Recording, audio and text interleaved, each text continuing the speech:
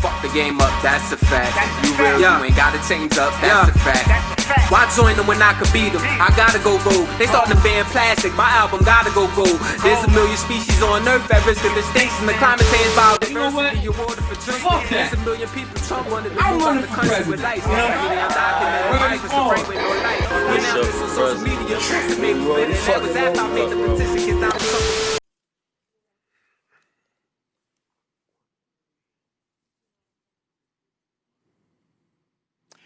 Good evening from the Health Education campus of Case Western Reserve University and the Cleveland Clinic. I'm Chris Wallace of Fox News, and I welcome you to the first of the 2020 presidential debates between President Donald J. Trump and former Vice President Joe Biden. This debate is sponsored by the Commission on Presidential Debates. The commission has designed the format, 6 roughly 15-minute segments with 2-minute answers from each candidate to the first question, then open discussion for the rest of each segment. Both campaigns have agreed to these rules. For the record, I decided the topics and the questions in each topic. I can assure you, none of the questions has been shared with the commission or the two candidates. This debate is being conducted under health and safety protocols designed by the Cleveland Clinic, which is serving as the health security advisor to the commission for all 4 debates. As a precaution, both campaigns have agreed the candidates will not shake hands at the beginning of tonight's debate. The audience here in the hall has promised to remain silent. No cheers, no boos or other interruptions, so we, and more importantly you, can focus on what the candidates have to say. No noise except right now, as we welcome the Republican nominee, President Trump, and the Democratic nominee, Vice President Biden.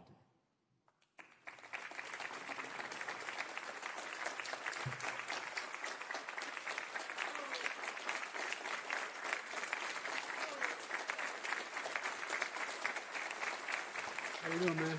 How are you? I'm well. Thank you for having me. So, and I know you didn't voluntarily have me. You know, I crept in through the back door, but I just had to get onto this stage and debate these two clowns, Big Head Donald and Jackass Joe. Reason being is because the American people deserve better.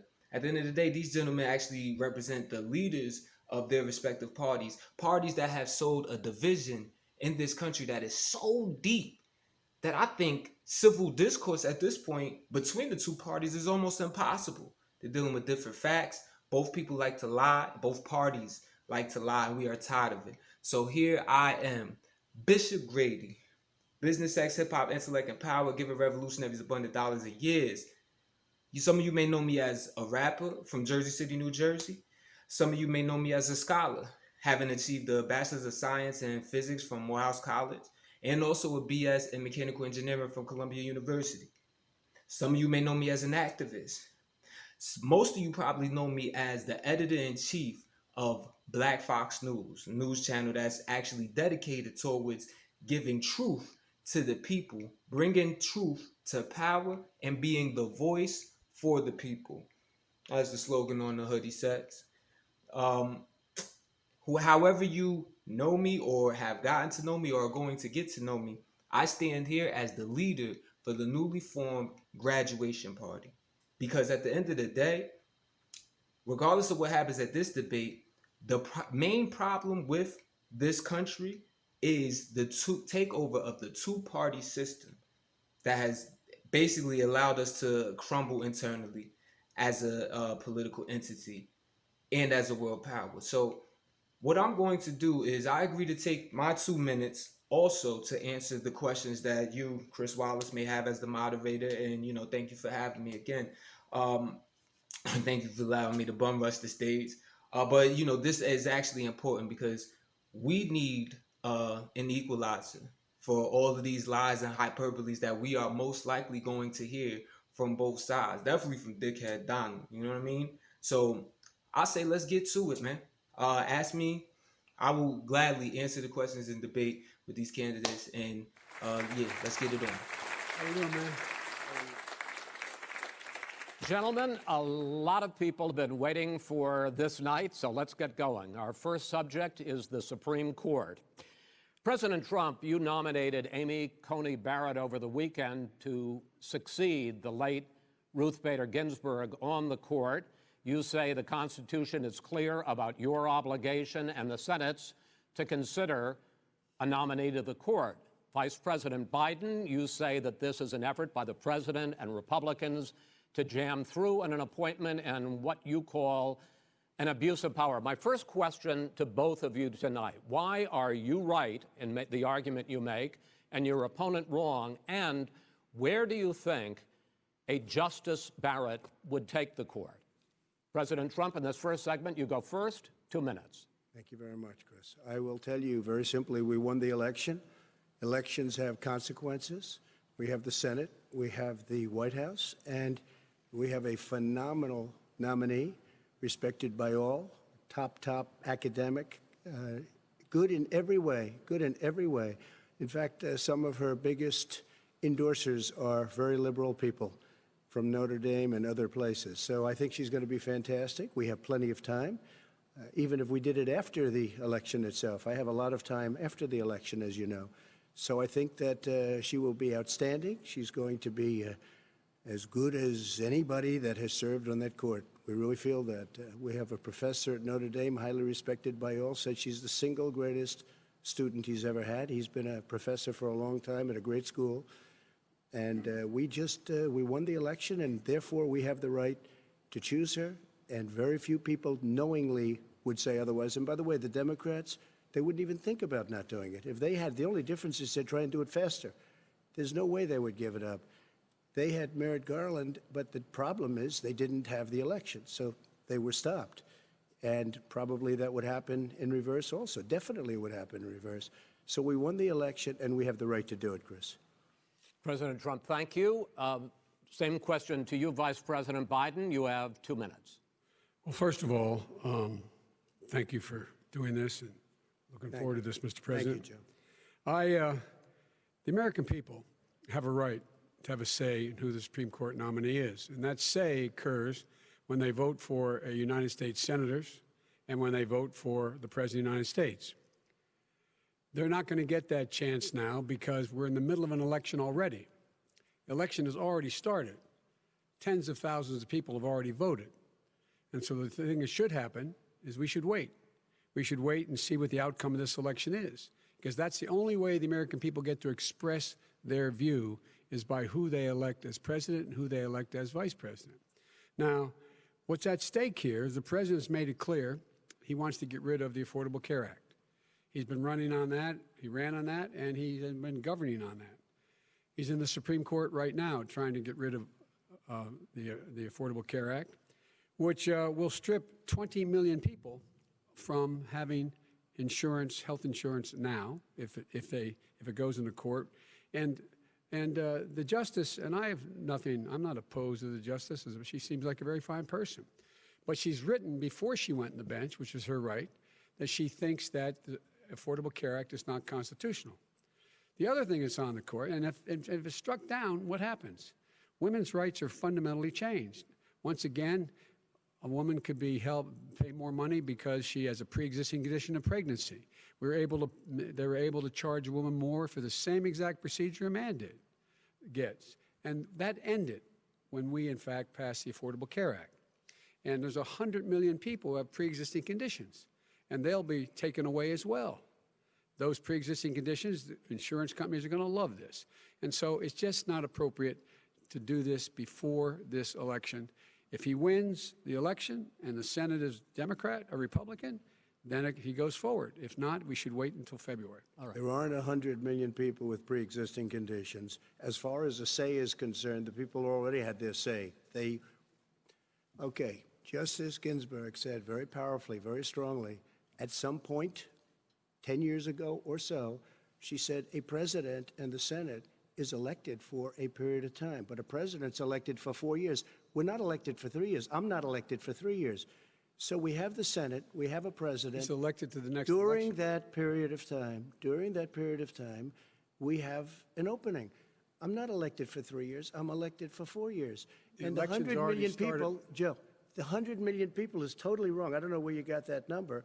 The bigger problem that you have is that you're going to extinguish 180 million people with their private health care that they're very That's happy simply with. not true. Well, you're certainly knows going that. to socialist. Go You're ahead. going to This socialist is, medicine. we're now into, gentlemen.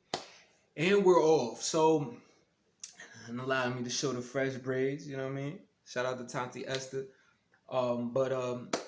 Already both sides have said some bullshit. So let me clarify. First off, I think it's very clear that Trump and his cronies in the Senate are trying to rush in a justice to replace Ruth Bader Ginsburg against her dying wish, by the way, before the election comes. But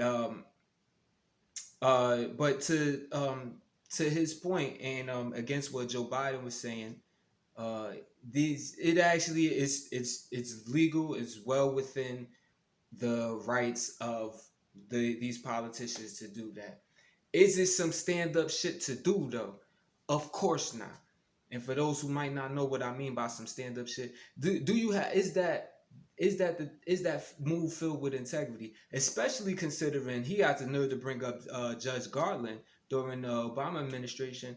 This was somebody that they actually tried to nominate and actually bring into the Supreme Court justice after the death of Antonin Scalia, like 9 months, I believe, before the election. Here we are, 1.5 months before the election, against the dying wish of a legendary Supreme Court justice, and yet they're trying to rush somebody in there, somebody who they know is actually going to be on the Republican side of voting, along with several other Supreme Court justices, which brings me to this point.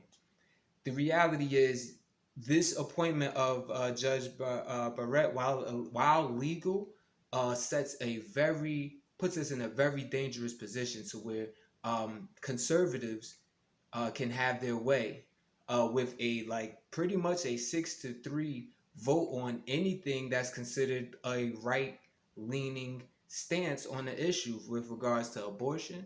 So that's on the chopping block.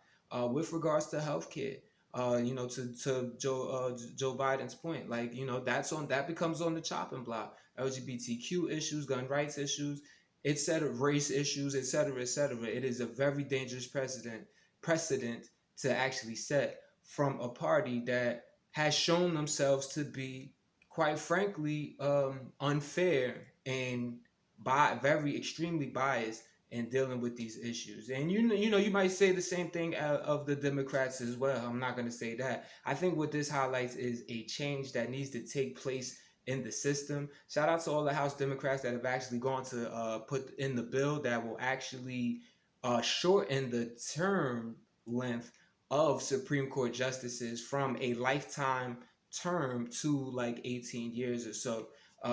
Probably should even be shorter than that, but that's the nature of the beast that we're in. But Trump is right. It is within their legal right to do so. But I think it just shows you how crooked and hypocritical they are as a party, and that should count, and that should factor into y'all votes. We're now into open discussion. Open discussion. Open discussion. Yes, I agree. Go ahead, Vice President. Number White. one, he knows that what I proposed.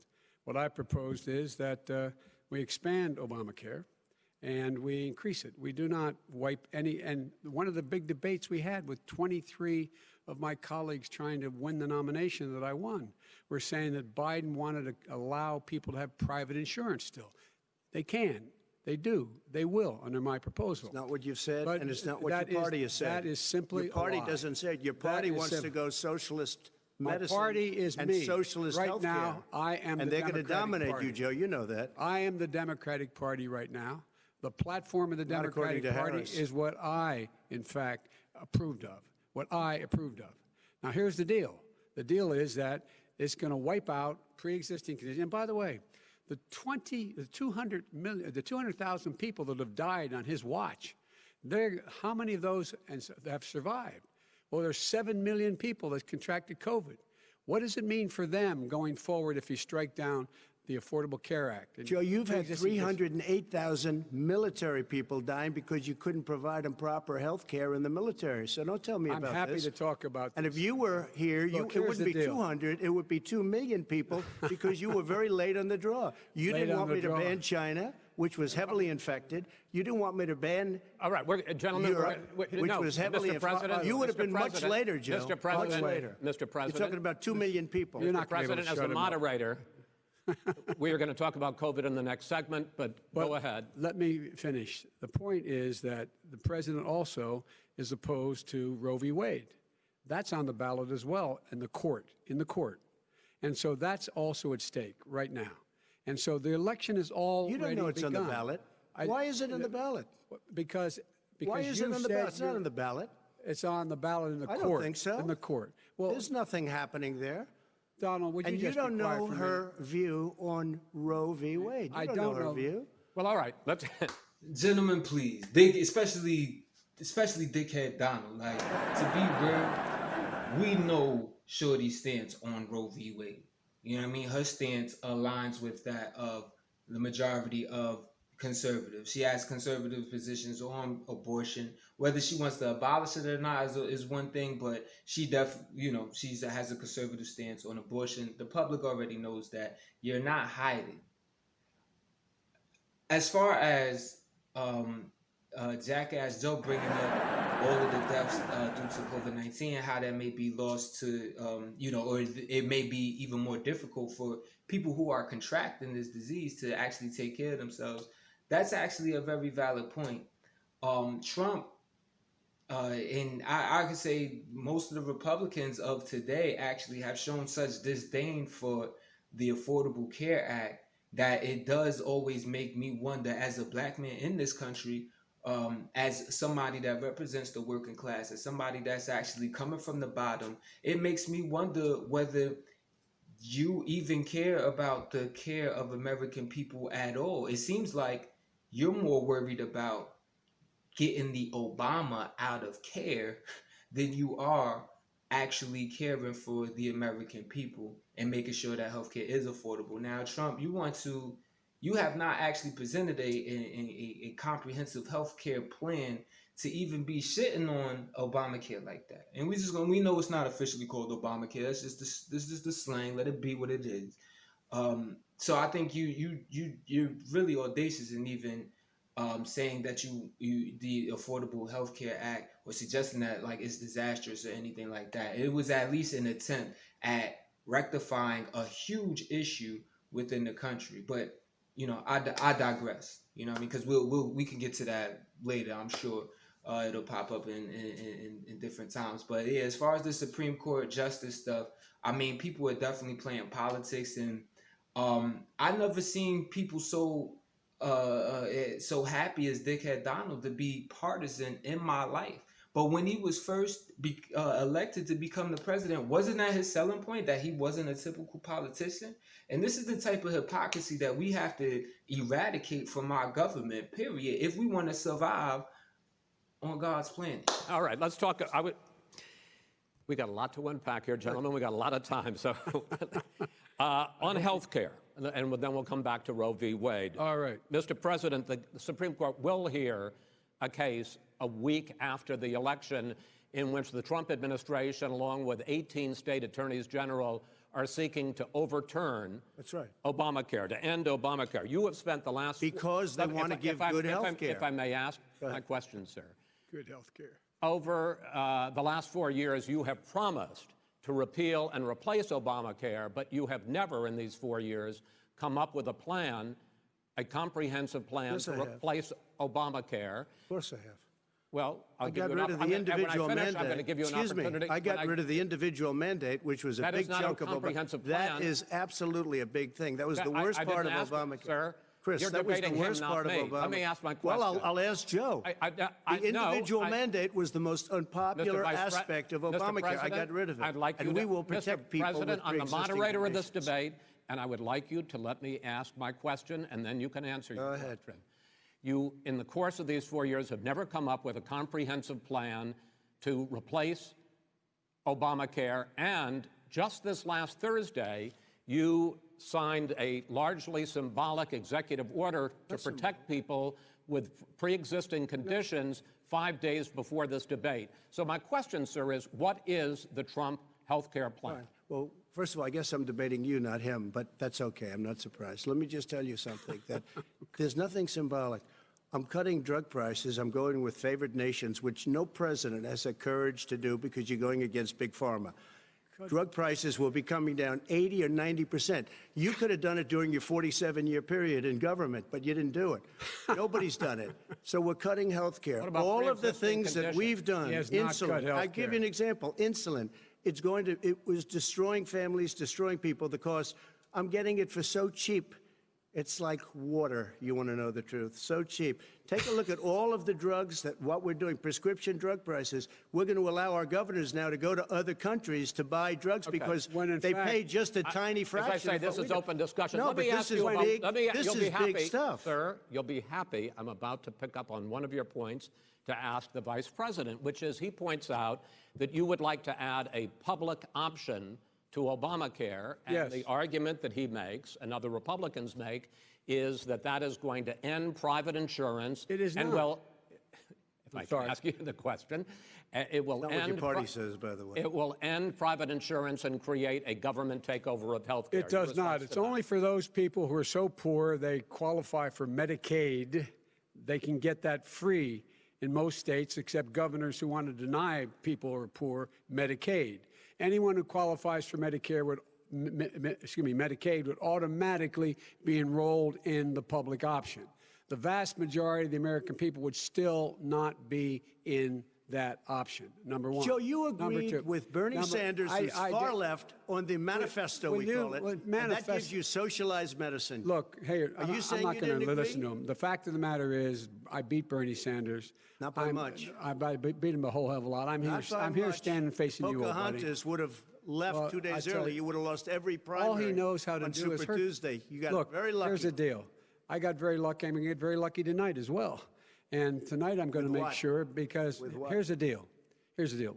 The fact is that everything he's saying so far is simply a lie. I'm not here to call out his lies. Everybody knows he's a liar. But you I just want to make sure. Joe, you're the liar. I want to make sure. Graduated last in your class, not first in your class.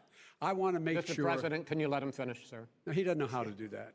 He has, You'd be surprised. You pick You'd be surprised. the wrong guy, the wrong night at the wrong time. Listen, you agreed with Here's the Bernie deal. Sanders to the The manifesto. whole idea. Let him. There is no manifesto, number one. Please let him speak, Mr. Number President. two. You just lost the left. Number two. You just lost the left. You agreed with Bernie Sanders on a plan folks, absolutely agreed folks, do you have any and under that idea plan, what you this have clown's socialized, doing? They call it Mr. Do you Mr. have President, any do? socialized medicine. Mr. Well, President. I tell you what, he is not for any help for people needing health care. Because he, in fact, already has cost 10 million people their health care that they had from their employers because of his recession. Number one. Number two, there are 20 million people getting health care through Obamacare now that he wants to take it away. He won't ever look you in the eye and say that's what he wants to do. Take it away. No, I want to give them better health care at a much lower price because and by the way, he Obamacare doesn't is know no how. good. He doesn't know how I've to do already that. fixed it. He has never I've offered already a plan. fixed it to an extent. He has never done a as you single might thing. know, but probably don't. Gentlemen, you realize is no if you're good, both Joe. speaking at the It's no same good, time, and it's too expensive. let the president go ahead, sir. Obamacare is no good. We made it better, and I had a choice to make very early on. We took away the individual mandate. We guarantee pre-existing conditions, but took away the individual mandate. Listen, this is the way it is. And that destroyed, they shouldn't even call it Obamacare. Then I had a choice to make. Do I let my people run it really well or badly? If I run it badly, they'll probably blame him, but they'll blame me. But more importantly, I want to help people, okay? I said, you got to run it so well. That's what he's and known I just had a meeting with them. They said, the problem is no matter how well you run Obamacare, it's a disaster. It's too expensive. Premiums are too high, and it doesn't work. So we do want to get rid of it. Chris, we want to get rid of it. I understand it, sir, but I have to give you roughly equal time. Please let the vice president talk. Good. He has no plan for health care. Of course we do. Please. He sends out wishful thinking. He has executive orders that have no power. He hasn't lowered drug costs for anybody. He's been promising a health care plan since he got elected. He has none, like almost everything else he talks about. He does not have a plan. He doesn't have a plan. And the fact is, this man doesn't know what he's talking about. Ladies and gentlemen, didn't I tell you this was going to happen? You see this grammar school level maturity that's being displayed here, especially from dickhead Donald over here. You could at least let dude speak. But, you know, Jackass Joe, you did say some bullshit as far as the Affordable Health Care Act only appealing towards, or only having that public option mandate that would, basically you was trying to say that it would basically benefit and only work for those who are of the poorest of the country. They would basically get it for free, and that's what the whole mandate was about. You know, get the American people to pay into Obamacare, and that way the entire country will be protected. But dickhead Donald does make a point that is in, you know, the Republicans in general, and I know like a lot of people on the left ain't trying to hear this or whatever, but it is a valid concern how expensive these premiums are in dealing with healthcare. I wouldn't call it disastrous, because the fact that it did cover pre-existing conditions shows that they at least was trying to move us in the right direction. And based on dickhead Donald's executive order a few days ago, they obviously, you know, a lot of white motherfuckers that, you know, wanted to do away with Obamacare, so they voted for this dickhead. They obviously feel like that's of necessity, and Obamacare at least had that part right. That is something that should be kept. But the premiums, how it hit the middle class, is what's crazy. I mean, just because you're getting your health care through your employer now, it doesn't mean that you don't notice those big chunks being taken out of your checks. Or just because you maybe not having an employer, but you're actually you know, paying out of pocket, paying directly to your healthcare provider or whatever. Like, you see what them prices are like, you know, and it's even worse if you're just like, you know, young and single. So it definitely came off as a crazy attack on the middle class, and that is a problem. Take that away though, and you run the risk of taking healthcare away from millions on millions of people, and that is something that we can't have. And on the other side of it, it is abysmal, the type of environment that we've created to where all of this healthcare is needed. And you know, to pay respects to Marianne Williamson, who was in the Democratic running in the very beginning of the Democratic presidential race. Shout out to her, because I don't even think she said too much of anything that was wrong, but we need to really focus on why our people needed so much healthcare. What is our food intake like? What are we doing with the environment, Trump? Why are we fucking up the environment that's actually creating these conditions to where people need all of this healthcare? And then look at the abysmal handling of this COVID-19 mess. And we're going to get into all of that, because but you're putting people in caskets, or putting people in positions where they need healthcare. You know what I mean? All of this healthcare. So I think we need to approach it from that manner. But if you really want to mend Obamacare, say that then. Stop being so scared of losing all your racist supporters and say, you know, Obamacare works, let's just fix it. And that's what you're not doing. And that comes off as racist, honestly, because it seems like you just want to take Obama out of Obamacare. Oh, we got rid of the public. First you're talking about we got rid of Obamacare. Now you're talking about, oh, well, you know, we first off, you know, I do have my plan. Well, we took Obamacare, we fixed it. And now you're saying we fixed it, you got rid of the health. It's Obamacare, motherfucker. You just got rid of the public health, the public option. So, you know what I mean? Like, I think they just, you know, you got racist tendencies over there, real racist tendencies. I have one final question for you, Sure. Mr. Vice President. If Senate Republicans, we were talking originally about the Supreme Court here, if Senate Republicans go ahead and confirm Justice Barrett, there has been talk about ending the filibuster, or even packing the court, adding to the 9 justices there. You call this a distraction by the president, but in fact, it wasn't brought up by the president. It was brought up by some of your Democratic colleagues in the Congress. So my question to you is, you have refused in the past to talk about it. Are you willing to tell the American people tonight whether or not you will support either ending the filibuster or packing the court? Whatever position I take on that, that'll become the issue. The issue is the American people should speak. You should go out and vote. You're in voting now. Vote and let your senators know how strongly you feel. Vote now. Are you going to pack the Make court? sure you, in fact, let people know He doesn't want you're a to answer the senator. question. I'm not going to answer the question Why because wouldn't you answer that because question? the question you want to put a lot of new Supreme Court justices, radical left. Will you shut up, man? Listen, who is on your list, Joe? Who's on your list? Right, gentlemen, I think This we've is ended so this. He's going to pack the court. We have ended. I'll say it straight up. You elect me, Bishop Grady, as your president. Are we packing that thing?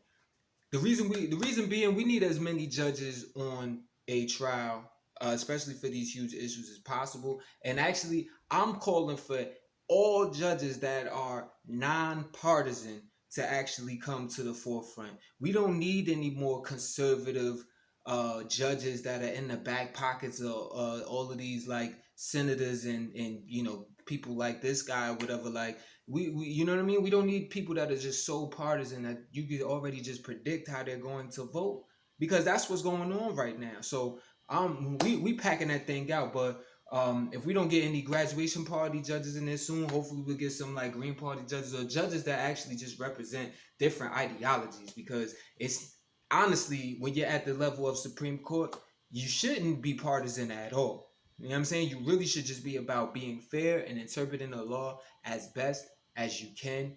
And we should encourage that. Right now, I don't think the way Trump is handling this shit is encouraging nonpartisanship. So that's what we need to do. It definitely didn't happen with Brett Kavanaugh. I mean, you see how even in his Senate hearing, he's talking about this was a political hack by the left and all of that type of talk or whatever. That shouldn't even be coming out of a Supreme Court justice's mouth. So shame on him for that. Shame on Antonin Scalia. Rest in pain to him for actually even like being so partisan and so for the rich that he would even be out here parading the fact that they passed that Citizens United bill, that Citizens United ruling, pardon me. So it's just like we just got to get that partisanship out of the Supreme Court. SCOTUS should be it's the highest court in the land. It should be nothing partisan about it. So best believe we packing it out, but I ain't going to be packing it out with no Democrat, nobody that's brazenly Democratic or brazenly Republican. And that's on God. We have going to give a list. We have ended this segment. We're going to move on to the second segment. That was really a productive segment, wasn't it? Keep yapping, man. The people understand, Joe. They sure 47 years you've done nothing. They understand. All right. The second subject is COVID-19, which is an awfully serious subject, so let's try to be serious about it. We have had more than 7 million cases of coronavirus in the United States, and more than 200,000 people have died. Even after we produce a vaccine, experts say that it could be months or even years before we come back to anything approaching normal. My question for both of you is, based on what you have said and done so far and what you have said you would do starting in 2021, why should the American people trust you more than your opponent to deal with this public health crisis going forward? In this case, the question goes to you first, sir. 2 minutes uninterrupted. Good luck. 200,000 dead. As you said, over 7 million infected in the United States. We, in fact, have 4% of the world's population, 20% of the deaths. 40,000 people a day are contracting COVID. In addition to that, about between 750 and 1,000 people a day are dying. When he was presented with that number, he said, it is what it is. Well, it is what it is because you are who you are. That's why it is. The president has no plan. He hasn't laid out anything. He knew all the way back in February how serious this crisis was. He knew it was a deadly disease. What did he do? He's on tape as acknowledging he knew it. He said he didn't tell us or give people a warning of it because he didn't want to panic the American people. You don't panic. He panicked. In addition to that, what did he do? He went in and we were insisting that the Chinese, the people we had on the ground in China should be able to go to Wuhan and determine for themselves how dangerous this was. He did not even ask Xi to do that. He told us what a great job Xi was doing. He said we owe him a debt of gratitude for being so transparent with us. And what did he do then? He then did nothing. He waited and waited and waited. He still doesn't have a plan. Wrong. I laid out Sir, back it's in 2 March minutes. exactly it's so what we wrong. should be doing. And I laid out again in July what we should be doing. We should be providing all the protective gear possible. We should be providing the money the House has passed in order to be able to go out and get people the help they need to keep their businesses open schools. It cost a lot of money. You should get out of your bunker and get out of the sand trap and get in your golf course and go in the Oval Office and bring together. And by the way, when you talk about numbers, you don't know how many people died in China. You don't know how many people died in Russia. You don't know how many people died in India. They don't exactly give you a straight count, just so you understand. But if you look at what we've done, I closed it, and you said he's xenophobic. He's a racist, and he's xenophobic because you didn't think I should have closed our country. Wait a minute. It says 2 minutes. You didn't think we should have closed our country because you thought it was terrible. You wouldn't have closed it for another 2 months.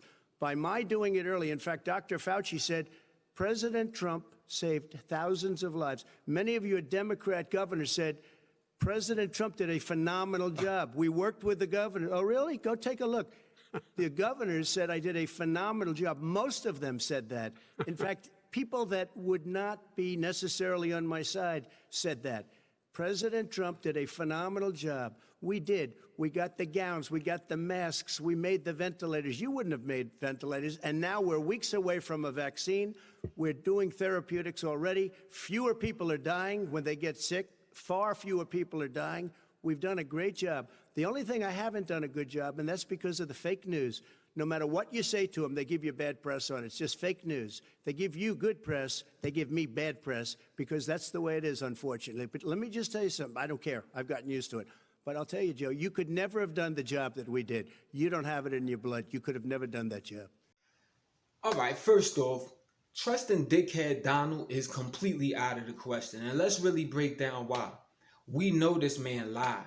But think about the repercussions. Think about the gravitas of his dishonesty with the U.S. survey. You're talking about him downplaying publicly the effectiveness, the spread, the contagiousness, and the deadliness, frankly, of the virus to the public. So much so that it actually sparked his radical supporters and put fire under their ass to actually take up arms and go to some of these Capitol buildings in protest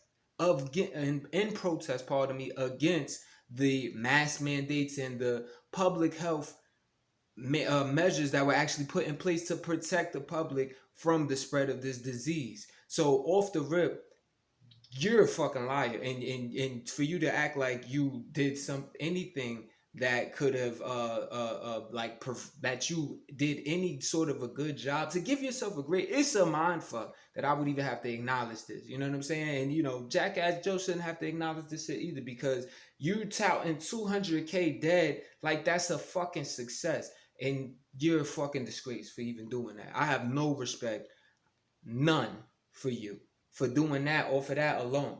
You haven't made it, and even your response to it afterwards, once your audio was leaked of you talking about, oh, you know, it's so contagious, and you know, some even say it's airborne and all of that or whatever, and you haven't even made it right with the American people since that leaked.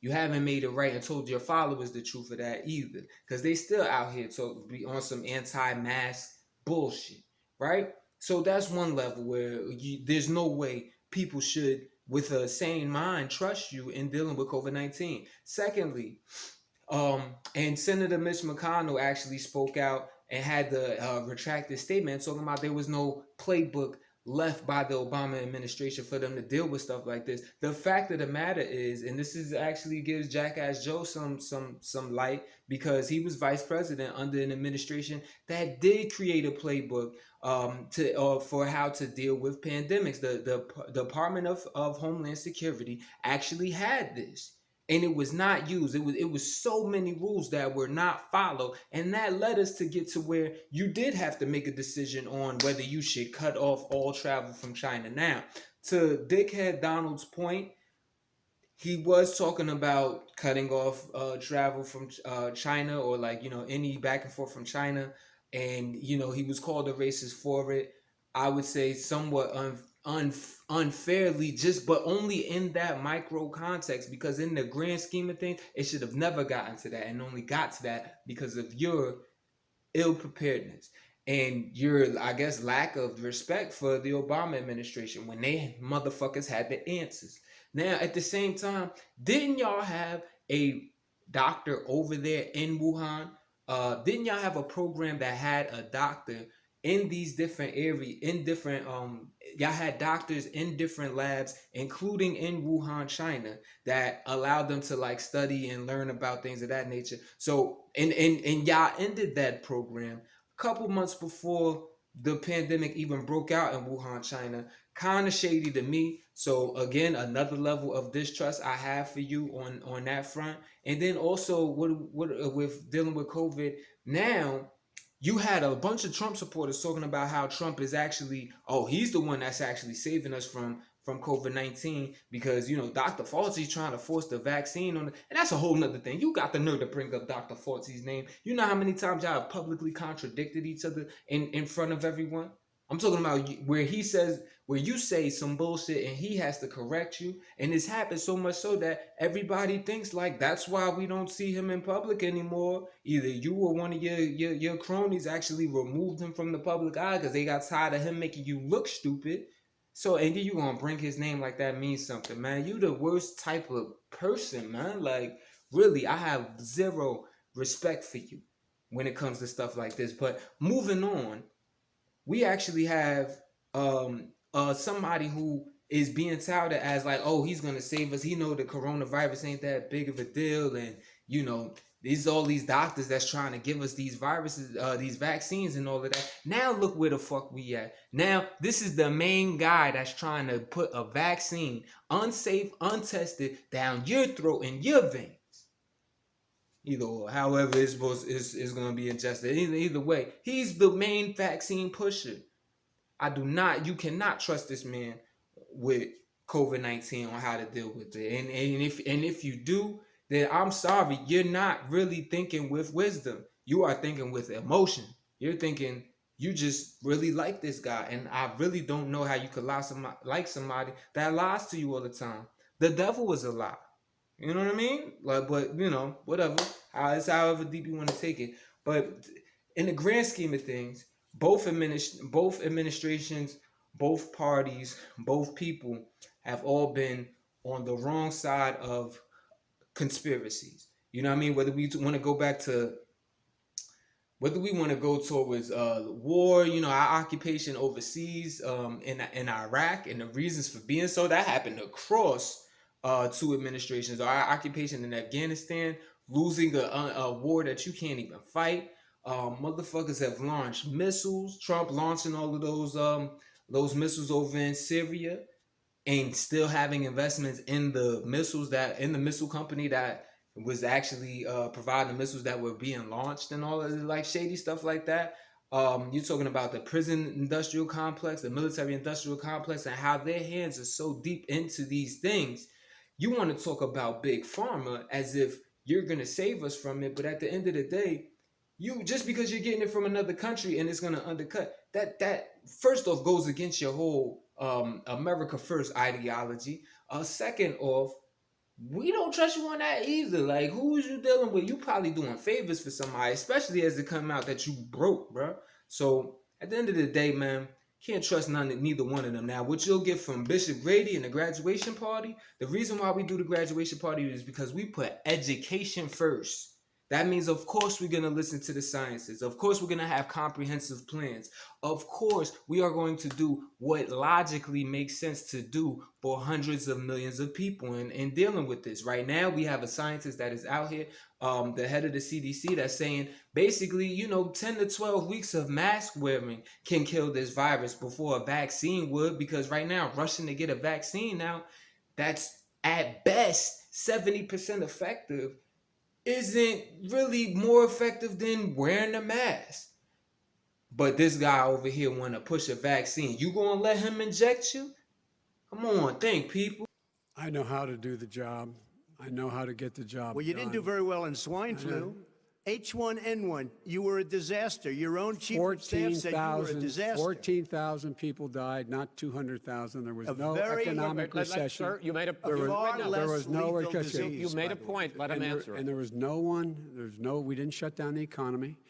This is his economy he's shut down. The reason it's shut down is because, look, you folks at home, how many of you got up this morning and had an empty chair at the kitchen table because someone died of COVID? How many of you were in a situation where you lost your mom or dad and you couldn't even speak to them? You had a nurse holding a phone up so you could, in fact, say goodbye. You would have lost far more people. Far more people. And, you would have been and by the way, months late. your own, You were his months behind me, own Joe. CDC director says we could lose as many as another 200,000 people between now and the end of the year. And he held up, he said, if we just wear a mask, we can save half those numbers, just a mask. And by the way, in terms of the whole notion of a vaccine, we're for a vaccine, but I don't trust him at all, nor do you. I know you don't. What we trust is a scientist. You don't we trust Dr. Johnson Fauci. & Johnson, Pfizer? Okay, by the way, gentlemen, let me move on to questions about the future, because you both have touched on two of the questions I'm going to ask. Focusing on the future first, President Trump, you have repeatedly either contradicted or been at odds with some of your government's own top scientists. The week before last, the head of the Centers for Disease Control, Dr. Redfield, said it would be summer before the vaccine would become generally available to the public. You said that he was confused and mistaken. Those were your two words. Yeah. But Dr. Slaoui, the head of your Operation Warp Speed, has said exactly the same thing. Are they both wrong? Well, I've spoken to the companies, and we can have it a lot sooner. It's a very political thing because people like this would rather make it political than save lives. God. It is a very political thing. I've spoken to Pfizer. I've spoken to all of the people that you have to speak to. We have great Moderna, Johnson & Johnson, and others. They can go faster than that by a lot. And another thing, you're going to bring up Johnson & Johnson and Pfizer. This goes more into why you can't trust this man. Because at the end of the day, isn't Johnson & Johnson having to settle a humongous lawsuit for helping bring in the wave of opioid drugs into the country and creating this crisis that has actually taken the lives of a lot of people, a lot of more, and that's even more white folks than black folks for once. You know what I'm saying? But nevertheless, like, you want to trust them with putting out a vaccine. Now you want to talk about how people are actually more about believing or making it a partisan issue. You're making it a corporate issue. You're in the interest of money. You can't trust anybody that worships the dollar, man. The love of money is the root of all evil. And if you would, Moderna, Johnson & Johnson, a and third others, of the they can go Christian that faster you than that by a front lot. like you are, Become you very would know political that. because the left, or I don't know if I call So them you're left, I don't know suggesting what I that call the them. head of your Operation Warp Speed, Dr. Slaoui? I disagree with him. Yeah, no, I disagree with both of them. And he didn't say that. He said it could be there, but it could also be much sooner. I had him in my office 2 days ago. He talked about the summer, sir, before it's generally available. Just like He Dr. said it's a Redfield. possibility that we'll have the answer before November 1st. It could also I'm be talking after about when it's that. generally available. Not when it Well, will we're be. going to deliver it right away. We have the military all set up. Logistically, they're all set up. We have our military that delivers soldiers, and they can do 200,000 a day. They're going to be This delivering is the the same vaccine. man It's who all told set you up. by Easter this would be gone away. By the warm weather, it'd be gone. Miraculous, like a miracle. And by the way, maybe you could inject some bleach in your arm, and that would take care of it. This is the same man. That was said sarcastically, That was you him- know that. I- That I- was said sarcastically. And so here's the deal. This man is talking about a vaccine. Every serious every serious company is talking about maybe having a vaccine done by the end of the year. But the distribution of that vaccine will not occur until sometime beginning or the middle of next year to get it out, if we get the vaccine. And pray God we will. Pray God we will. Mr. Vice President, I want to pick up, though, You'll have on the that. vaccine sooner I want to than pick that. up on this question, though. You say the public can trust the scientists, but they can't trust President Trump. In fact, you said that again tonight. Your running mate, Senator Harris, goes further, saying the public health experts, quote, will be muzzled, will be suppressed. Given the fact that polls already show that people are concerned about the vaccine and are reluctant to take it, are you and your running mate, Senator Harris, contributing to that fear? No more than the question you just asked him. You pointed out. He puts pressure and disagrees with his own scientists. But you're saying Everybody you can't, or knows. Senator And Harris is saying no, you can't trust the scientists. No, well, no, you can trust the scientists. She didn't say that. You can't trust She said the public health Did say experts, that. quote, will be muzzled, will be suppressed. Well, that's what he's going to try to do. But there's millions of scientists, there's thousands of scientists out there, like here at this great hospital, that don't work for him. Their job doesn't depend on him. That's not, they're the people, and by the way. I spoke to the scientists that are in charge. By the way. They will have the vaccine very soon. Let him finish. Do you believe for a moment what he's telling you in light of all the lies he's told you about the whole issue relating to COVID? He still hasn't even acknowledged that he knew this was happening, knew how dangerous it was going to be back in February, and he didn't even tell you.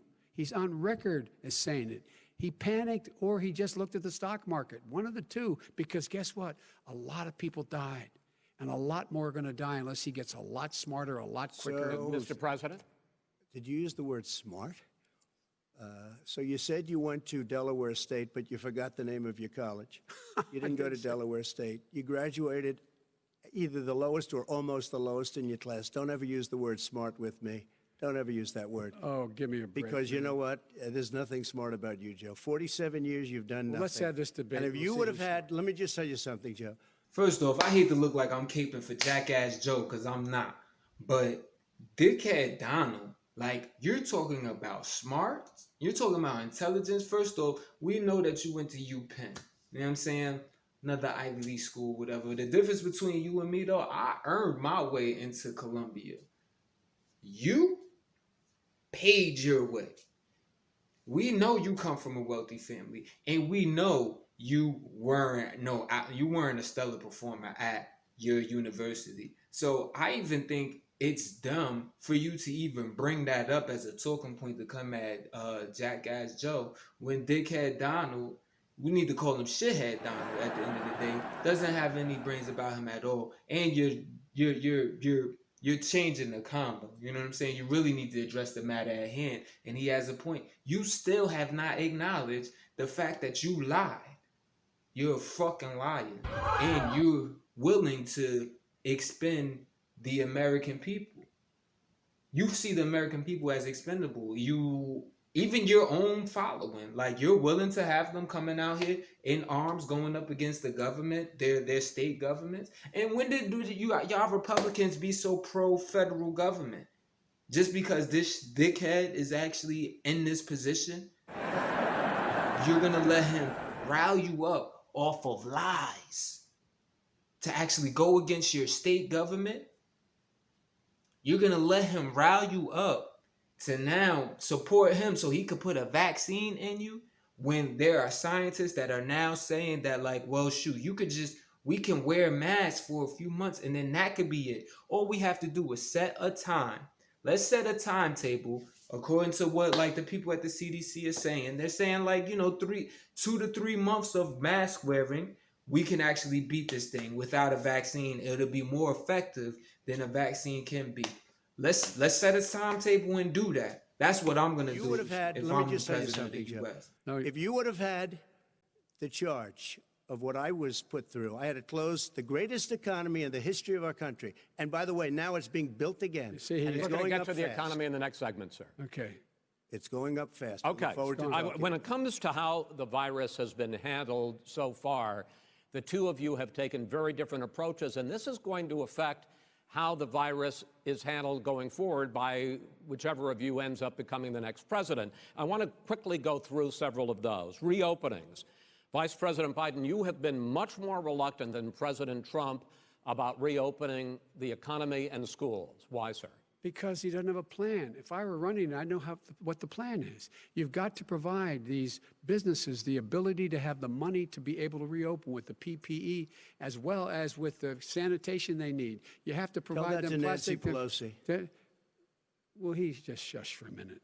Tell it to Nancy Pelosi. And Schumer, by the way, Chuck. Nancy Pelosi and Schumer, they have a plan. He won't even meet with them. The Republicans won't meet with him in the Senate. And he sits on his golf course. And I mean, literally, think about it. You probably play more than I do, Joe. What about this question of reopenings and the fact? Well, he wants to shut down this country, and I want to keep it open. And we did a great thing by shutting it down. Wait a minute, Joe. Let me shut you down for a second, Joe, just for 1 second. He wants to shut down the country. We just went through it. We had to because we didn't know anything about the disease. Now we found that elderly people with heart problems and diabetes and different problems are very, very vulnerable. We learned a lot. Young children aren't. Even younger people aren't. We've learned a lot. But he wants to shut it down. More people will be hurt by continuing. If you look at Pennsylvania, if you look at certain states that have been shut down, they have Democrat governors all. One of the reasons they're shut down is because they want to keep it shut down until after the election on November 3rd. I want to move on to another subject. I want to move on to another subject. But those states are not doing well that are shut down right now. Respond to that. President Trump, you have begun to increasingly question the effectiveness of masks as a disease preventer. And in fact, recently you have cited the issue of waiters touching their masks and touching plates. Are you questioning No, I think the masks efficacy are okay. of You have masks? to understand, if you look, I mean, I have a mask right here. I put a mask on, when I think I need it. Tonight, as an example, everybody's had a test, and you've had social distancing and all of the things that you have to. But I wear masks when needed. When needed, I wear masks. Okay, let me ask. I don't wear masks like him. Every time you see him, he's got a mask. He could be speaking 200 feet away from it. He shows up with the biggest mask I've ever seen. I will say this. Vice President Biden, go ahead, sir. Look, the way to open businesses is give them the wherewithal to be able to open. We provided money. The Congress. But I was asking you, sir, about masks. Well, masks make a big difference. His own head of the CDC said if we just wore masks between now, everybody wore masks in social distance between now and January, we'd probably save up to 100,000 lives. It matters. And they've also said the opposite. They've also said no serious person said the opposite. Look at Dr. Fauci. Dr. Fauci said the opposite. He did not say the opposite. We got a little bit more than a minute left in this segment. Masks are not good. Then he changed his mind. He said masks are good. I'm okay with masks. I want to ask you both about one last subject, because your different approaches has even affected the way that you have campaigned. President Trump, you're holding large rallies with crowds packed together, thousands of people. Outside, yes, sir, agreed. Vice President Biden, you are holding much smaller events with... Because nobody will show up. People with... Well, it's true. Nobody shows up to his rallies. All right. In any case, why you holding the big rallies? Why you not? You go first, sir. Because people want to hear what I have to say. I mean, but are you not worried about it spreading disease? President, and I'll have 35,000 people show up at airports. We use airports. Are you not worried about the disease We have a lot of people. Sir? Well, so far, we have had no problem whatsoever. It's outside. That's a big difference, according to the experts.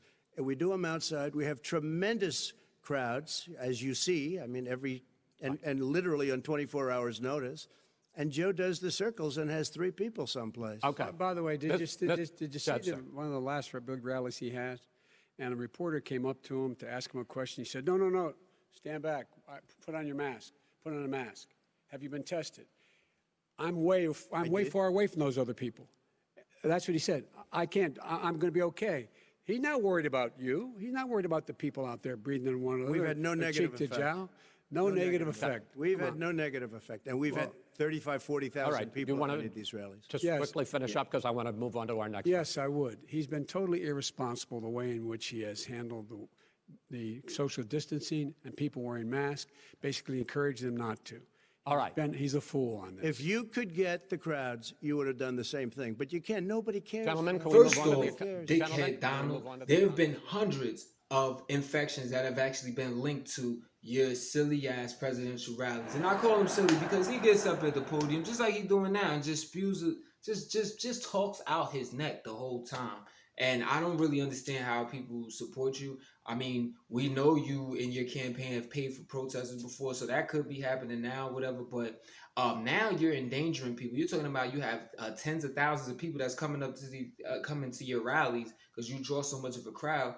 But you're not enforcing masks. You're not enforcing them to wear masks. You're not, because you know that's going to hurt your base because they see you as like, oh, the anti-vaxxer, the savior of us from our savior from COVID-19 and all of that. A bunch of bullshit that comes from you and your constituency and these like people like these conspiracy groups or whatever, the QAnons and all of that, that's out here spewing this fake news, trying to pump you up to be something you're not.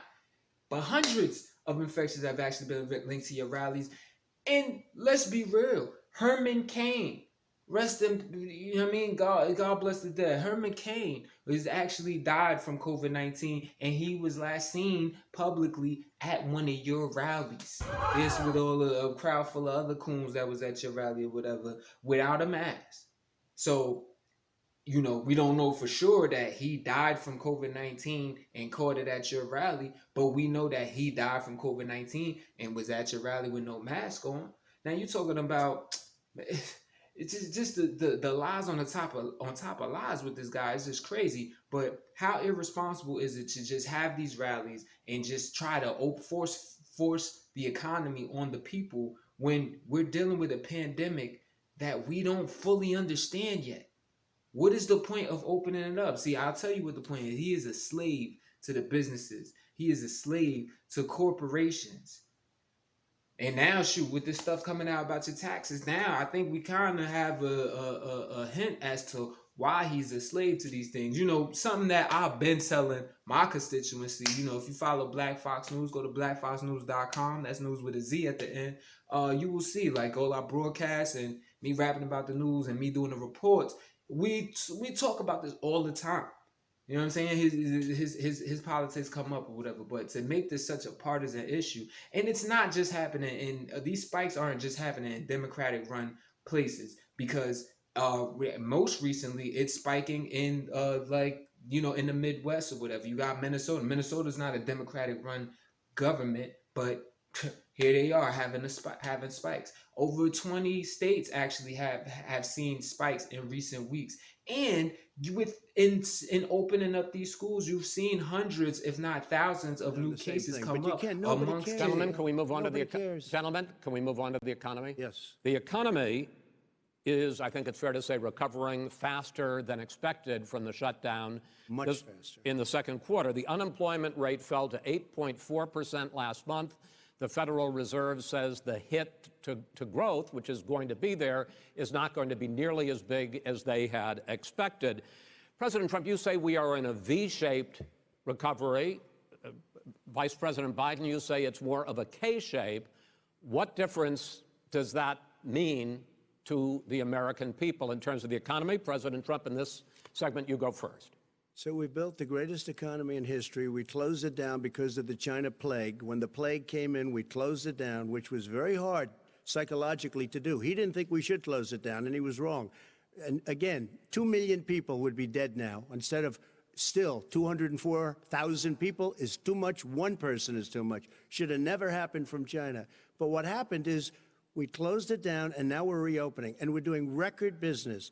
We had 10.4 million people in a 4-month period that we've put back into the workforce. That's a record the likes of which nobody's ever seen before. And he wants to close down he will shut it down again. He will destroy this country. You know, a lot of people, between drugs and alcohol and depression, when you start shutting it down, you take a look at what's happening in some of your Democrat-run states where they have these tough shutdowns. And I'm telling you, it's because they don't want to open it. One of them came out last week. You saw that. Oh, we're going to open up on November 9th. Why November 9th? Because it's after the election. They think they're hurting us by keeping them closed. They're hurting people. People know what to do. They can social distance, they can wash their hands, they can wear masks, they can do whatever they want. But they got to open these states up. When you look at North Carolina, when you look, and these governors are under siege, Pennsylvania, Michigan, and a couple of others, you got to open these states up. It's not fair. You're talking about almost, it's like being in prison. And you look at what's going on with divorce, look at what's going on with alcoholism and drugs. It's a very, very sad thing. And he'll close down the whole country. This guy will close down the whole country and destroy our country. Our country is coming back incredibly well, setting records as it does it. We don't need somebody to come in and say, let's shut it down. All right.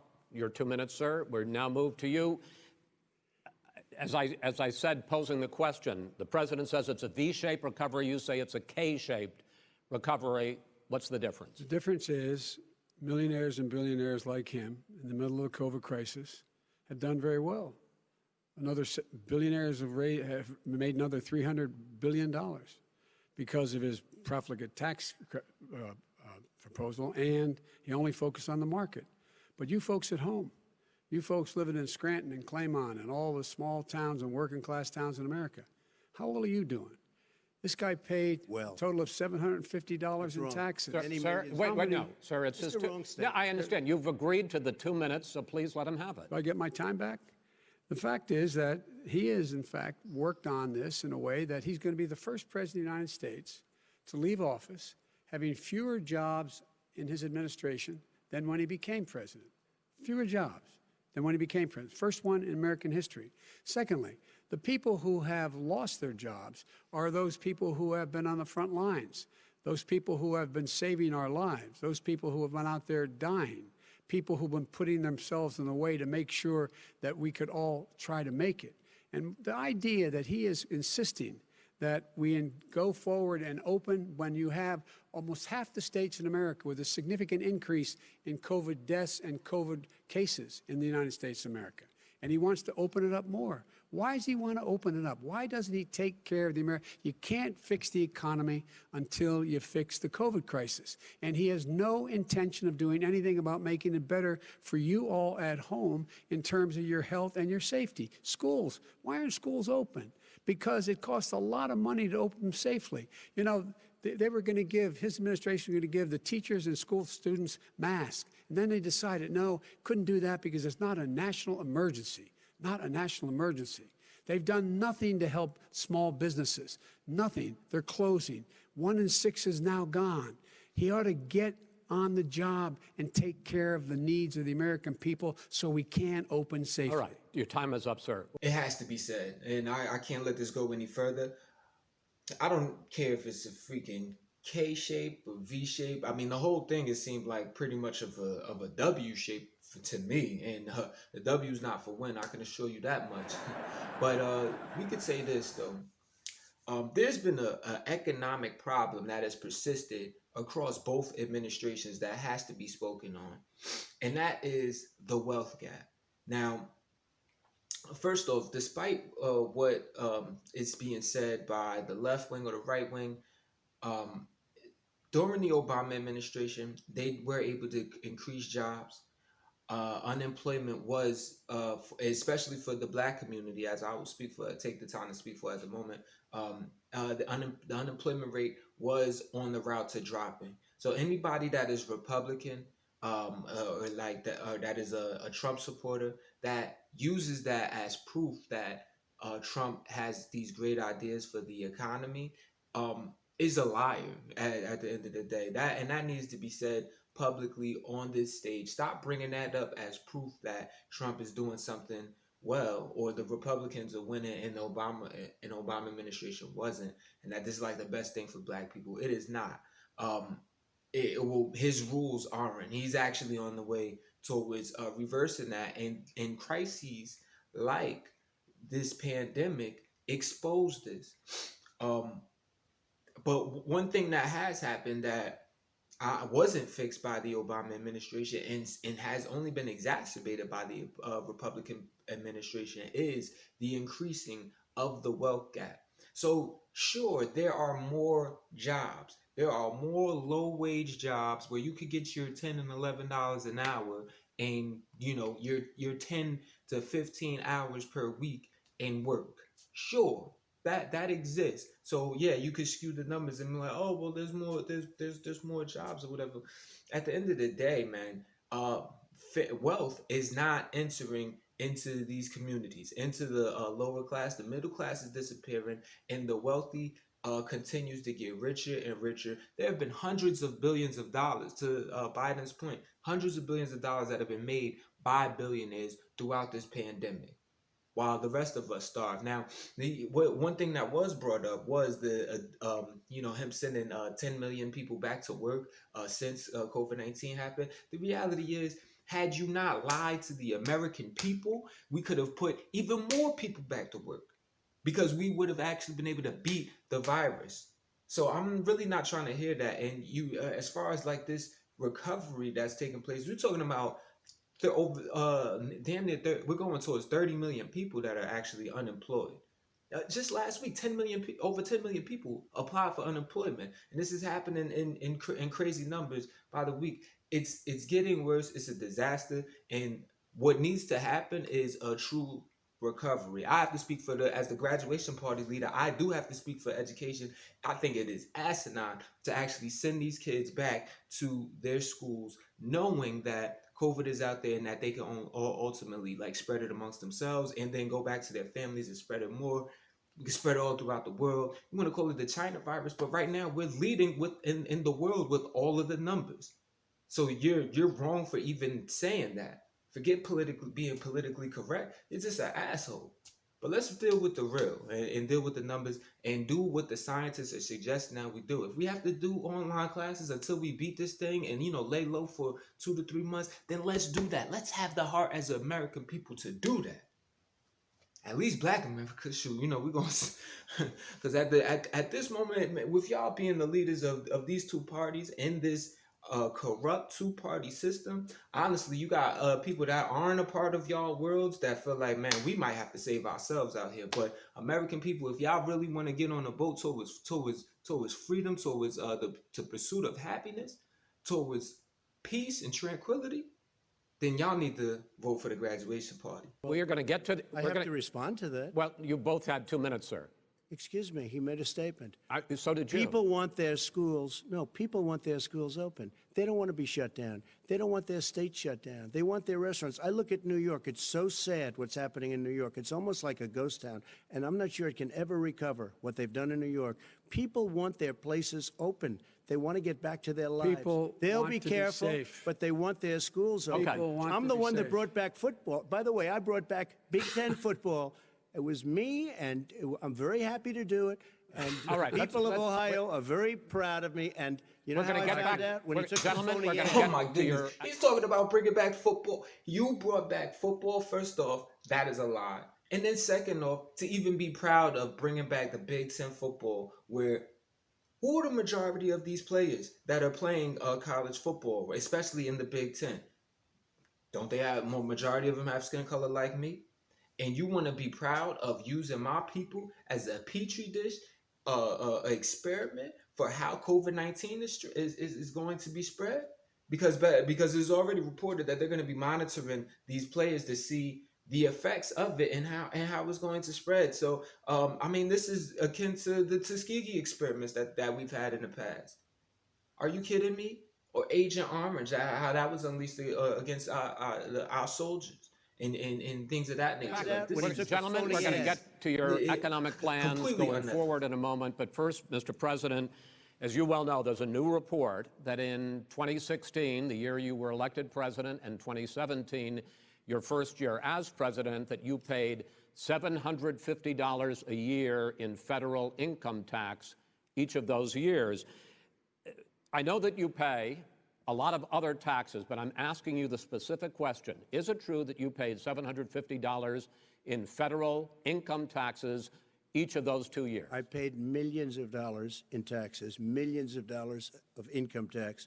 And let me just tell you, there was a story in one of the papers. I paid $38 million 1 year. I paid $27 million. Show us your tax returns. I went. You'll see it as soon as it's finished. You'll see it. If you want to go to the Board of Elections. There's a 118-page or so report that says everything I have, every bank I have, I'm totally under leveraged because the assets are extremely good. And we have a very, I built Sir, a great I'm asking company. you a specific question, which But is... let me tell you... I understand all of that. Release your I tax understand return. all of that. But let me... No, Mr. President. Go ahead. I'm asking you a question. Will you tell us how much you paid in federal income taxes in 2016 and 2017? Millions of dollars. You paid millions of dollars? Millions of dollars, So yes. not 750? Millions of dollars, and you'll get to see it. And you'll get to see it. But let me just tell you, Chris, let me just tell you something, that it was the tax laws. I don't want to pay tax.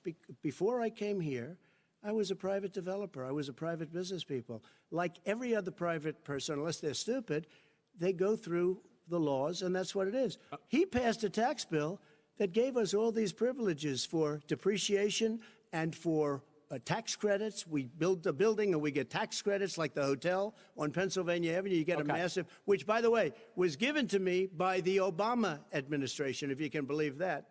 Now, the man got fired right after that happened. But Vice President Biden, you want to respond? Yeah, I do want to respond. Look, the tax code that made him, put him in a position that he pays less tax than a school teacher on the money a school teacher makes, is because of him he says he's smart because he can take advantage of the tax code. And he does take advantage of the tax code. That's why I'm going to eliminate the Trump tax cuts. And I'm going to eliminate those tax cuts and make sure that we invest in the people who, in fact, need the help. People out there need help. But why didn't you do it over the last 25 years? Because you weren't president. Because you weren't president screwing things up. You were a senator. And You're by the way, worst you were president America has ever had. Hey, Come Joe, on. let me just tell you, Joe. I've done more in 47 months. I've done more than you've done in 47 years, Joe. We've done things that you never even thought of doing, including fixing the broken military that you gave me, including taking care of your vets. Mr. President, we're talking about the economy. That's a bar right there. I ain't even go. You know what I mean? Salute. You get props for that. More than 47 months that you've done in 47 years. He keeps talking about how he's been able to do this for 47 years though. It makes me question if he understands how government works.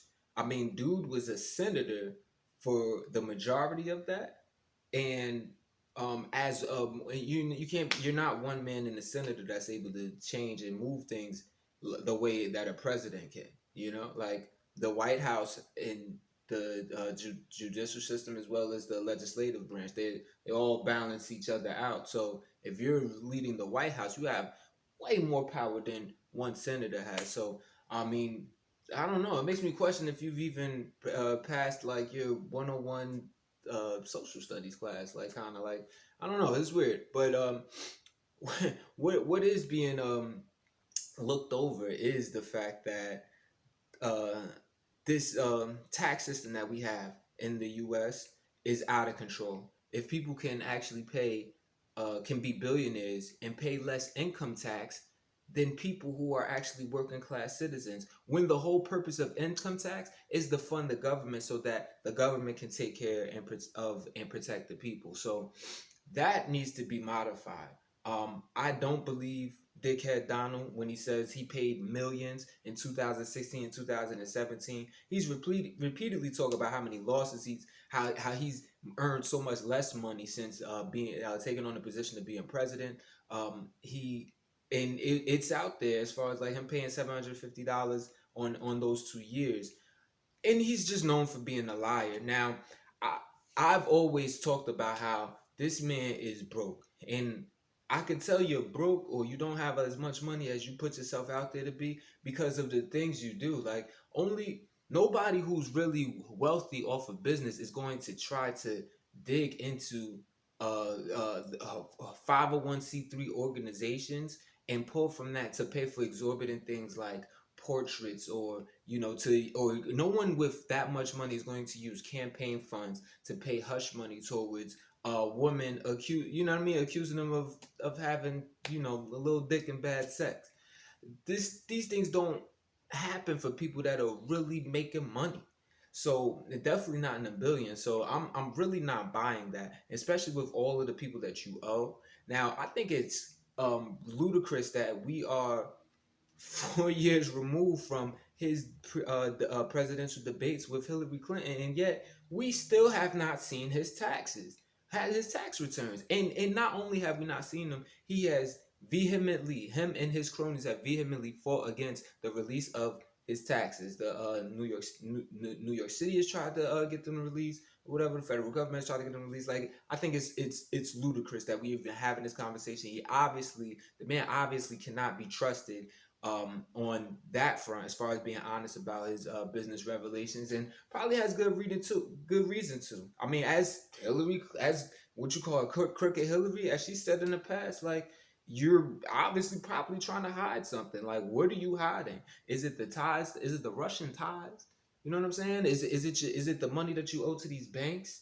Is it your connection to big pharma that now you want to put on a pedestal, like, that you're trying to fight, but yet you're still promoting Johnson and Johnson and Pfizer and all of that? Like, what is going on with you, man? Your dealings are really shady. At the end of the day, in America, we have a huge problem when the billionaires are paying less in income tax than the working class people, and that has to stop. I do understand, however, that there is a need for to create incentive for business owners to actually create business, because, you know, if I'm a business owner, if I have an employee base of 1,000 people, that's me getting 1,000 people to pay income tax. So, you know, there should be some reward for that. Maybe I shouldn't be paying a shit ton of income tax just because I might make $1 million or whatever, when I'm actually generating millions in income tax for the government, right? But at the same time, the fact that I would be paying less in income tax than somebody who's going to work 40 hours a week every day just to make less than six figures, there's something ethically wrong with that, honestly. And there's a lot of missed opportunity for us to fund and nourish our own federal and state government. So we need to modify that. I think both of these candidates, Dickhead Donald and Jackass Joe, they're obviously for the elite. Joe, we saw you in your coming out party, as far as, like, you announcing that you're running for president. You know, you had the ceremony at the Comcast building out in Philly, and we saw all of that. So I don't think neither one of you are hiding. One is just hiding in plain sight, and the other one is just hiding behind the scenes. They're both for big corporations and the elite. Bishop Grady is for the people. Hence why we're the voice. Mr. President, we're talking about the economy. I'd like to ask you about your plans going forward, because, Mr. Vice President, your economic plan, if you were to be elected president, focuses a lot on big government, big taxes, big spending. I want to focus first on the taxes. You propose more than $4 trillion over a decade in new taxes on individuals making more than $400,000 a year and on corporations. President Trump says that kind of an increase in taxes is going to hurt the economy as it's just coming out of a recession. Well, just take a look at what is the analysis done by Wall Street firms. Points out that my economic plan would create 7 million more jobs than his in 4 years, number one. And number two, it would create an additional $1 trillion in economic growth, because it would be about buying American. That we're going to make this federal government spend $600 billion a year on everything from ships to steel to buildings and the like. And under my proposal, we're going to make sure that every penny of that has to be made by a company. But respectfully, sir, I'm talking about taxes, not spending. Oh, well, by the way, I'm going to eliminate a significant number of the tax. I'm going to make the corporate tax 28%. It shouldn't be 21%. You have 91 companies, in the Fortune 500, who don't pay a single penny in tax, making billions of dollars. Why didn't you do it before when you were vice president with Obama? Because you, in fact, passed that. That was your tax proposal. I got it done. And you know what happened? Yeah, you got it done. Our economy boomed like it's never boomed The economy is busted. Let me finish. Mr. President, let me pick up on that. You would continue your free market approach, lower taxes, more deregulation, correct? Not lower taxes for American people. Excuse me. But in Obama's, you talk about the economy booming, it turns out that in Obama's final 3 years as president, More jobs were created, 1.5 million more jobs than in the first 3 years of your presidency. They had the slowest recovery economic recovery since 1929. It was the slowest recovery. Also, they took over something that was down here. All you had to do is turn on the lights and you pick up a lot. But they had the slowest economic recovery since 1929. Let me tell you about the stock market. When the stock market goes up, that means jobs. It also means 401ks. If you got in, if you ever became president with your ideas, you want to terminate my taxes, I'll tell you what, you'll lose half of the companies that have poured in here will leave, and plenty of companies that are already here, they'll leave for other places. They will leave, and you will have a depression, the likes of which you've never seen. Look, we inherited the worst recession short of a depression in American history. I was asked to bring it back. We were able to have an economic recovery that created the jobs you're talking about. We handed him a booming economy. He blew it. It wasn't booming. Blew it. He blew it. It wasn't booming. It was the weakest recovery since 1929. Is it fair to say he blew it when fact, there was record low unemployment before COVID? Yeah, but because what he did, even before COVID, manufacturing went in the hole. Manufacturing went in the hole. Excuse me, Chris. Wait. Number two. Chris. Number three. They said it would take. No, you were number two. No. Chris. They said it would take a miracle to bring back manufacturing. I brought back 700,000 jobs. They brought back nothing. They gave up on manufacturing. Part of my standard fare. I'm the guy that brought back the automobile industry. All right, let him. We brought back. I was asked to bring back Chrysler and General Motors. We brought them back right here in the state of Ohio and Michigan. He blew it. They're gone. He blew it. And in fact, they're going. Ohio had the best year it's ever had last year. Michigan had the best year they've ever had. That is not true. Many car companies came in from Germany, from Japan, went to Michigan, went to Ohio. They're not having and they didn't come in with you. Mr. Vice President, go ahead. And so you take a look at what he's actually done. He's done very little. His trade deals are the same way. He talks about these great trade deals. You know, he talks about the art of the deal. China's perfected the art of the steal. We have a higher deficit with China now than we did before. We have the highest trade deficit with Mexico. China ate your lunch, down 18%. China ate your lunch, Joe, and no wonder your son goes in and he takes out billions of dollars, to manage. He makes millions of dollars. And also, while we're at it, why is it, just out of curiosity, the mayor of Moscow's wife gave your son $3.5 million. What did he do to deserve it? What did he do with Burisma to deserve $183,000? None of that is true. Let him answer. None of that is true. Oh, really? He didn't get $3.5 million? Mr. President, like seriously, man, how you talking right now? You should get really punched in your mouth. Like, just let the man speak. You bringing up an issue, let the man speak. And saying while I have the floor, let me speak at the end of the day, because I'm suspecting dishonesty from both sides, definitely from Dickhead Donald. But at the end of the day, the bringing the economy back. First off, it was not the weakest recovery. It was actually a pretty good recovery if we doing, technically, right? But at the end of the day, it still is about the wealth gap. It still is about the people. People still suffer. In the hood, we developed a saying over the years. Like, you see all sorts of memes that'll show you this is what the hood looks like under this administration, under the Bush administration. This is what it is under the Obama administration. This is what it is under the Trump administration, and this is what it is under the Clinton administration. And all four pictures are the same pictures. Like, that's how we move. That's how the underclass is even being treated.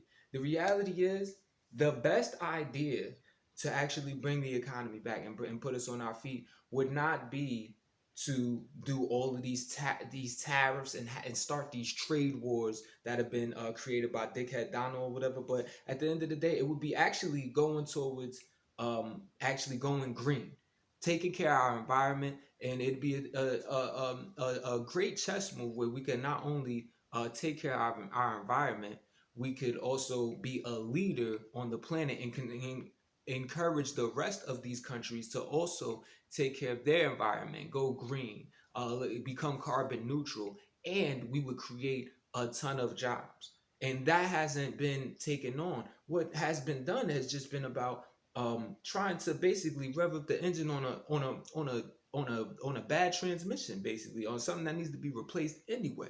At the end of the day, you're talking about bringing manufacturing jobs back. First off, that has not happened.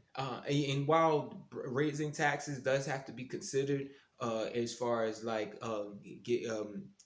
pushing companies that are American offshore, the same time, there are other ways to create incentive, and that has to be with actually changing, honestly, the culture of America and what we're about and how we are going to earn our living and increase our GDP. Now, when we're talking about these manufacturing jobs, though, the numbers that are being spewed out are just, I mean, these we need to be careful before we just start believing what he's doing, because we've seen these manufacturing jobs flee and not come back as he has promised us that they would. And for all the overseas business that Dickhead Donalds is a part of, as well as you too, Joe, I'm not really believing either one of y'all in being totally discredited for the American totally economy. discredited. And by the way, Well, wait, he didn't get $3.5 million, Joe? Mr. Vice, He got Mr. $3.5 million. President, that is not true. Oh, really? Mr. Oh. President, But, it's an open discussion, please. Now, It's a fact. Well, It you is have not a raised an fact. issue. Let the It's been Vice totally President answer. discredited. Did There was a Burisma pay him report. $183,000 a month with no experience in energy? Mr. Look, President, no my job? son did nothing wrong at Burisma. I think he did. and Mr. the only President, guy that let did him some- answer. He doesn't want to let me answer because he knows I have the truth. His position has been totally, thoroughly discredited. who? in The Ukraine. media? By everybody. Well, by the By the media, media, by our because they refuse to allies, by talk the about it World because they're Bank, embarrassed. by everyone has discredited. Matter of fact, even Mr. the people President, who please stop. testified under oath. So let me under ask you oath, this, under- Joe. under No, no, oath. go ahead, Mr. I'm listening to Even you. the people under. He got $3.5 million from Moscow. He testified under oath in his administration, said, I did my job and I did it very well. Oh, I really? did it I'd like to know honorably. who they are. Well, I'll give you the list I'll of the fire people who them. testified. No, go ahead, sir. Sure, you've already fired most of them because they did a Some good because job. some people don't well, do a good here's job. With you, Go they ahead. say- You get here's the, the wait a deal. minute. You get the final word, Mr. Well, it's hard to get any word in with this clown. Excuse me, this. Hey, this let me just person. say, Joe, No. I'm Mr. President. I'm $3.5 Mr. million, President. Joe. That is simply. Why did he not true. deserve $3.5 million It from did- Moscow? Look, here's the deal. We want to talk about families and ethics. I don't want to do that. I mean, his family we could talk about all night. His family's My already. family, No, let him go. my Let- family already lost wrote- a fortune by Go ahead. coming down and helping Go us ahead. with Go ahead, government. sir. And that's Every- such a. they're right That's here. it, Mr. That's such Every a great. single one of them lost This a is not fortune about by President. my coming and family or helping his us with family. It's government. about your family, They the didn't American collect $3.5 people. million He for doesn't. nothing. That's not true. It doesn't want to talk about what you need. You, the American people. It's about you. That's what we're talking about. you here. should All right, Not that's the end of the Shouldn't have segment. taken the money. We're moving on. He didn't take them. Well, Vice it's a very- President, but Chris, no, can I be honest? It's a very important Try to be question. honest. No, I- He I- stood up. No, he stood up. the answer to and the he question is threatened no. Ukraine. No, sir. With $1 billion if you don't that get rid of is the trust. You know what? You're absolutely not stop. You're on true. tape doing it. You're going to You're on have tape. True. First off, shut the fuck up. Don't even talk about Ukraine or Moscow or whatever, because you have yet to acknowledge your business ties with Russia, with from when it comes from the people that were helping you build these do real estate in back in the 70s and the 80s to even now today, and you trying to get your Trump hotel out there, whatever. Like, what kind of incentives are kicked there? And you want to talk about $3.5 million that's getting kicked to his son, which isn't clear that is even true or not. I'm not sure where these conspiracies are coming from. I mean, if he's saying it's not true, you're gonna keep asking the same question. Like, you're a fucking shithead, yo. Like, man, let's actually have some decorum here. Like, at the very least, let's hear what the man has to say. And you just really, like, you're a freaking disgrace of a not just even a president, just of a person, period, man. Like, and I thought it was a little harsh when so-called Crooked Hillary had actually called his followers a basket of deplorables, even though that was a bar, let's be real. But honestly, you have actually single-handedly made your supporters that. If they're going to support you after this type of behavior, then how could they not be called that? This is what we condone. This is what we want our children to be like. Like, this is what we want our future to look like? Are you kidding me? Let the man speak. As a matter of fact, just the hypocrisy level is just on a freaking thousand. Like, no one, people, we're more concerned about how you are not even going to condemn Vladimir Putin, knowing that your own intelligence people have found that Russia tried to manipulate the polls to get you into the presidency. Yeah, you said you believe Putin over your own intelligence agency. And this is crazy because what Biden does bring up is the fact that you did fire people that were testifying honestly in ways that showed you to be culpable, in ways that showed you and your cronies to be liars. This is corruption, people. This is corruption bottled up in one scaly skinned, Gentlemen, red faced. I hate to raise my voice, but I see it seems to be, why shouldn't I be different than the two of you? So here's the deal. Good point. We have 6 segments. We have ended that segment. We're going to go to the next segment. In that segment, you each are going to have 2 uninterrupted moments. In those 2 uninterrupted minutes, Mr. President, you can say anything you want. I'm going to ask a question about race, but if you want to answer about something else, go ahead. But I think that the country would be better served if we allowed both people to speak with fewer interruptions. I'm appealing to you, sir, to do that. Well, and him too. Well, frankly, you've been doing more interrupting Well, that's than all he right, has. but he does plenty. Well, less than, sir, less there's than, plenty. no, less than you have. Let's please continue on. The issue of race. Vice President Biden, you say that President Trump's response to the violence in Charlottesville 3 years ago, when he talked about very fine people on both sides, was what directly led you to launch this run for president. Oh, yeah, sure. President Trump, you have often said that you believe you have done more for Black Americans than any president, with the possible exception of Abraham Lincoln. My question for the two of you is, why should voters trust you rather than your opponent to deal with the race issues facing this country over the next 4 years? Vice President Biden, you go first. It's about equity and equality. It's about decency. It's about the Constitution. And we have never walked away from trying to require equity for everyone, equality for the whole of America. But we've never accomplished it. But we've never walked away from it like he has done. It is true. The reason I got in the race is when those people, close your eyes, remember what those people look like coming out of the fields carrying torches, their veins bulging, just spewing anti-Semitic bile, and accompanied by the Ku Klux Klan. A young woman got killed. And they asked the president what he thought. He said there were very fine people on both sides. No president's ever said anything like that. It is whose now, sir. Second point I'd make to you is that when Floyd was killed, when Mr. Floyd was killed, there was a peaceful protest in front of the White House. What did he do? He came out of his bunker, had the military use tear gas on him so he could walk across to a church and hold up a Bible. And then what happened after that? The bishop of that very church said that it was a disgrace. The general who was with him said all he ever wants to do is divide people, not unite people at all.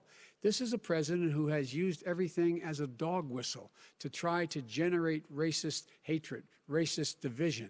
This is a man who, in fact, you talk about helping African Americans. 1 in 1,000 African Americans has been killed because of the coronavirus. And if he doesn't do something quickly, by the end of the year, 1 in 500 will have been killed. 1 in 500 African Americans. This man is a savior of African Americans. This man cares at all. This man's done virtually nothing. Look, the fact is that you have to look at what he talks about. You have to look at what he did. And what he did has been disastrous for the African American community.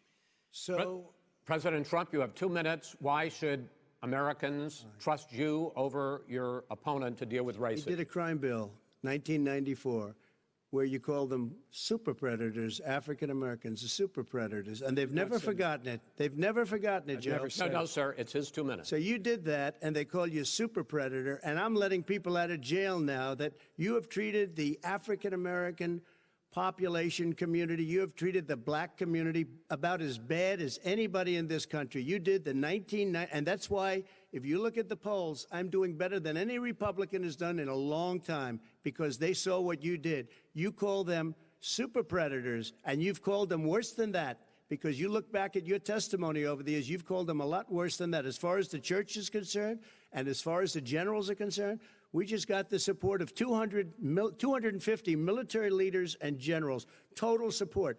Law enforcement, almost every law enforcement group in the United States. I have Florida, I have Texas, I have Ohio, I have Portland. The sheriff just came out today and he said, I support President Trump. I don't think you have any law enforcement. You can't even say the word law enforcement, because if you say those words, you're going to lose all of your radical left supporters.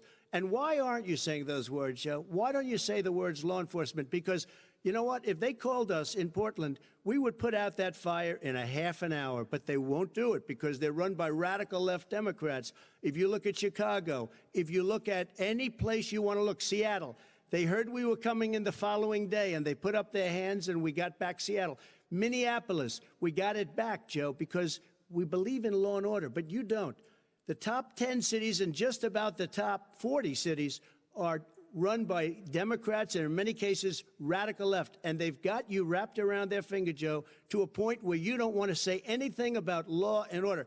And I'll tell you what, the people of this country want and demand law and order, and you're afraid to even say it. All right. Let me just say this.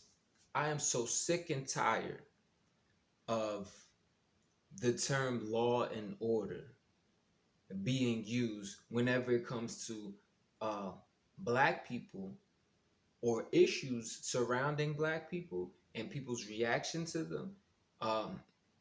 And these are unjust issues, and people are quick to denounce or dismiss these people as being radical and needing law and order. The reality is law and order is a racist dog whistle that has historically been used by your Republicans. The fact that you're saying that you have the highest approval rating out of or the most support from the black community out of any Republicans for a long time, with embedded in that, you're first off admitting how the black people have not been approving of your party, and that is for reasons like the rhetoric that you are using right now. The reason that this is the case, I mean, when you say law and order, we're thinking about Nancy Reagan being on tanks that are actually barging through homes of people who aren't even criminals. You talk about law and order, we're thinking about law enforcement actually bursting in, doing no-knock raids and killing 26-year-old women who aren't even criminals.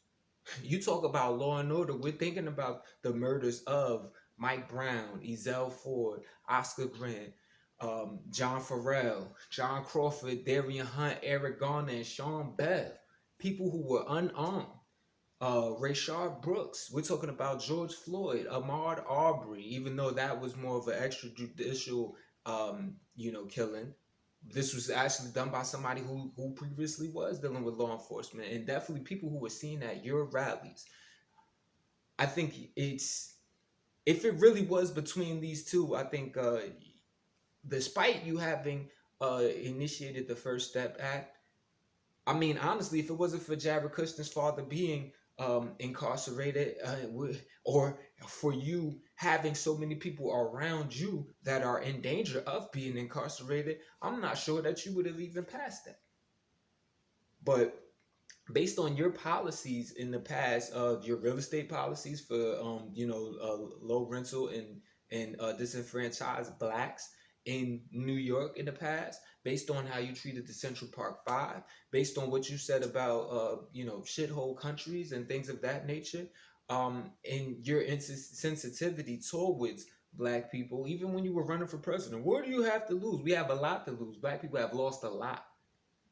What Jackass Joe does bring up is a good point as far as how you treated COVID, knowing that, or maybe you don't know, which is just as bad, but with us knowing that COVID is disproportionate, it's affecting black people even worse. Your policies towards racial sensitivity and things of that nature, this actually has to be put out there as reasons that Black people don't trust you. Now, Jackass Joe was a part of that '94 crime bill. And as were a lot of as non-Black, but as were a lot of politicians who the Black community supports, honestly. But that was a disaster, and you have to take accountability for that.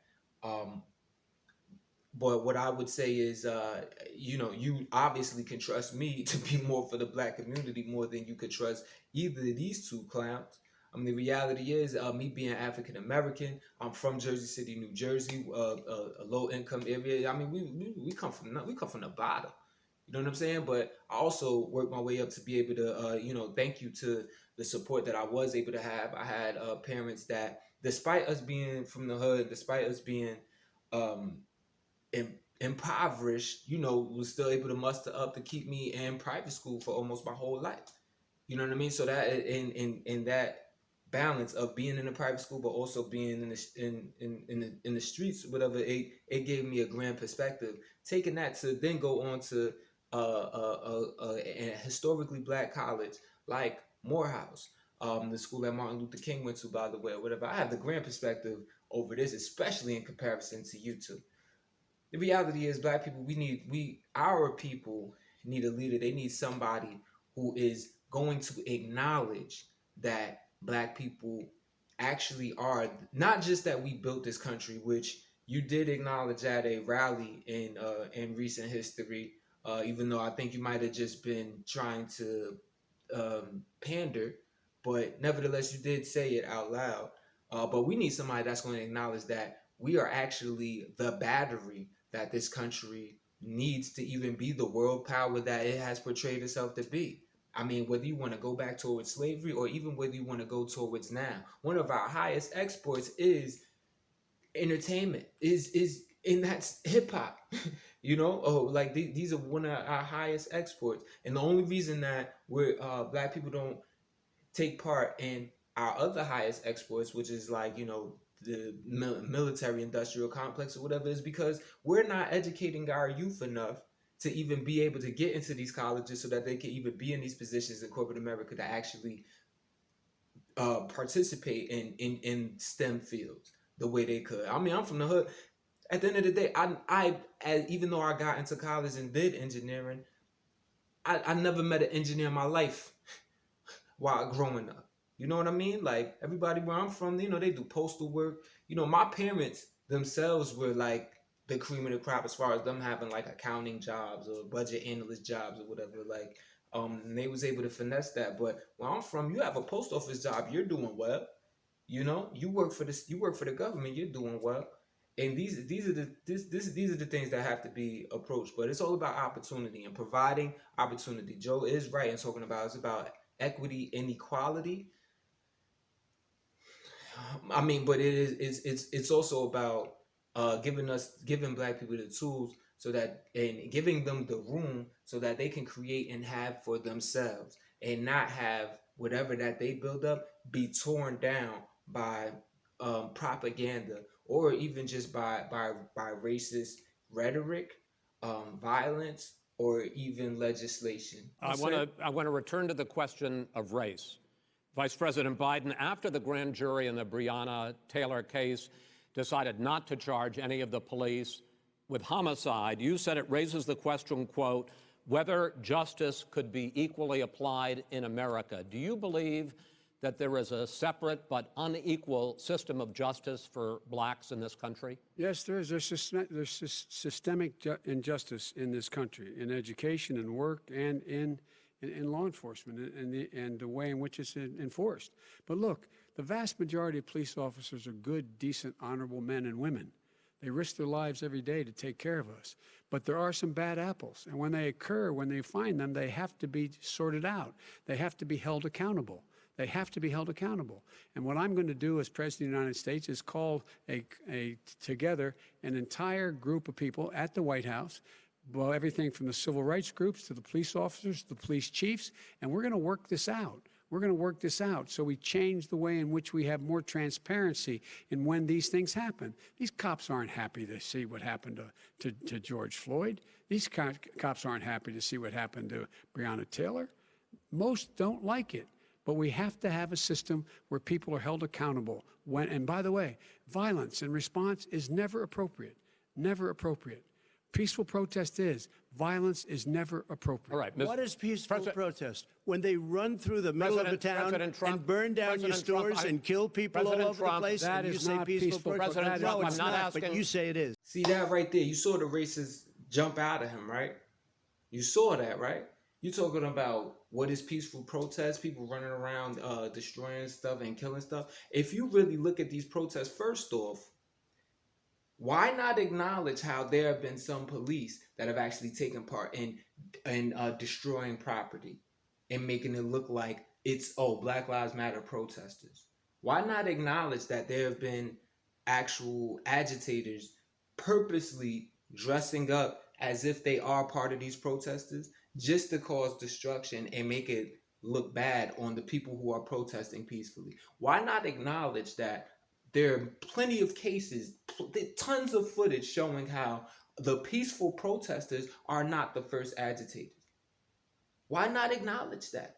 And that's where the racism comes in. And when you know that the theme, it being Black Lives Matter, and you understand the detriment that even bringing that narrative will cause towards the movement. We are now, you have a whole constituency that says that you've convinced millions of people to say, fuck Black Lives Matter. Seriously. Thumb their nose up and put their middle fingers up, all of that towards Black Lives Matter. Now, me, myself, I initially didn't even care for the name or the movement because I felt it was too passive.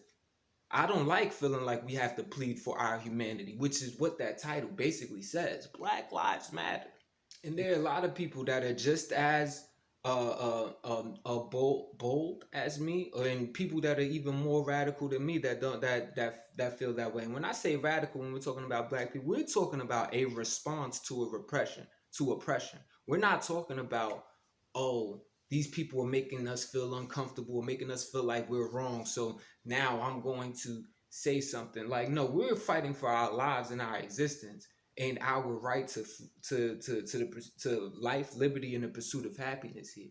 So when I'm talking, even saying radical in that context is a little different. But we didn't even like BLM, but now here we are, where saying Black Lives Matter is now considered a threat, or is considered a bad thing. It's considered radical. Y'all are talking about how it's a terrorist organization. There is a radical organization. Are you freaking kidding me? Atrocious. Now, all of this has to be acknowledged. All sides of this, but at the end of the day, it is, law and order is seen as basically encouragement for the police to actually crack down on Black people. And if you look at the statistics and you were honest about what these statistics show, and it's happened even during your administration as well, so you're not off the hook, Jackass Joe. But if you acknowledge the statistics, you would know that police over-police Black people at the end of the day. President Trump, I'd like to continue with the issue of race. Please. I promise we're going to get to the issue of law and order in a moment. And I'm sorry, let me just say one more thing.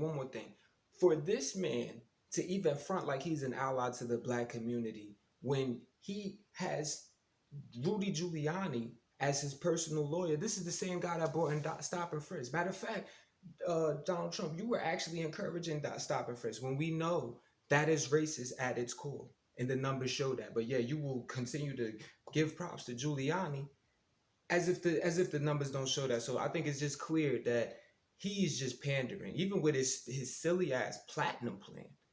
I mean, what kind of smack in the face is that towards Black people? Why call it the platinum plan? Because rappers like to go platinum with their records? Give me a break, man. Like, I think it's very clear whose side these people stand on. This month, your administration directed federal agencies to end racial sensitivity training that addresses white privilege or critical race theory. Why did you decide to do that, to end racial sensitivity training? And Do you believe that there is systemic racism in this country, sir? I ended it because it's racist. I ended it because a lot of people were complaining that they were asked to do things that were absolutely insane, that it was a radical revolution that was taking place in our military, in our schools, all over the place, and you know it, and so does everybody what else. Is radical, and he would know. What is it was radical totally about racist. racial sensitivity training, sir? If you were a certain person, you had no status in life. It was sort of a reversal. And if you look at the people, we were paying people hundreds of thousands of dollars to teach very bad ideas and, frankly, very sick ideas. And really, they were teaching people to hate our country. And I'm not going to do that. I'm not going to allow that to happen.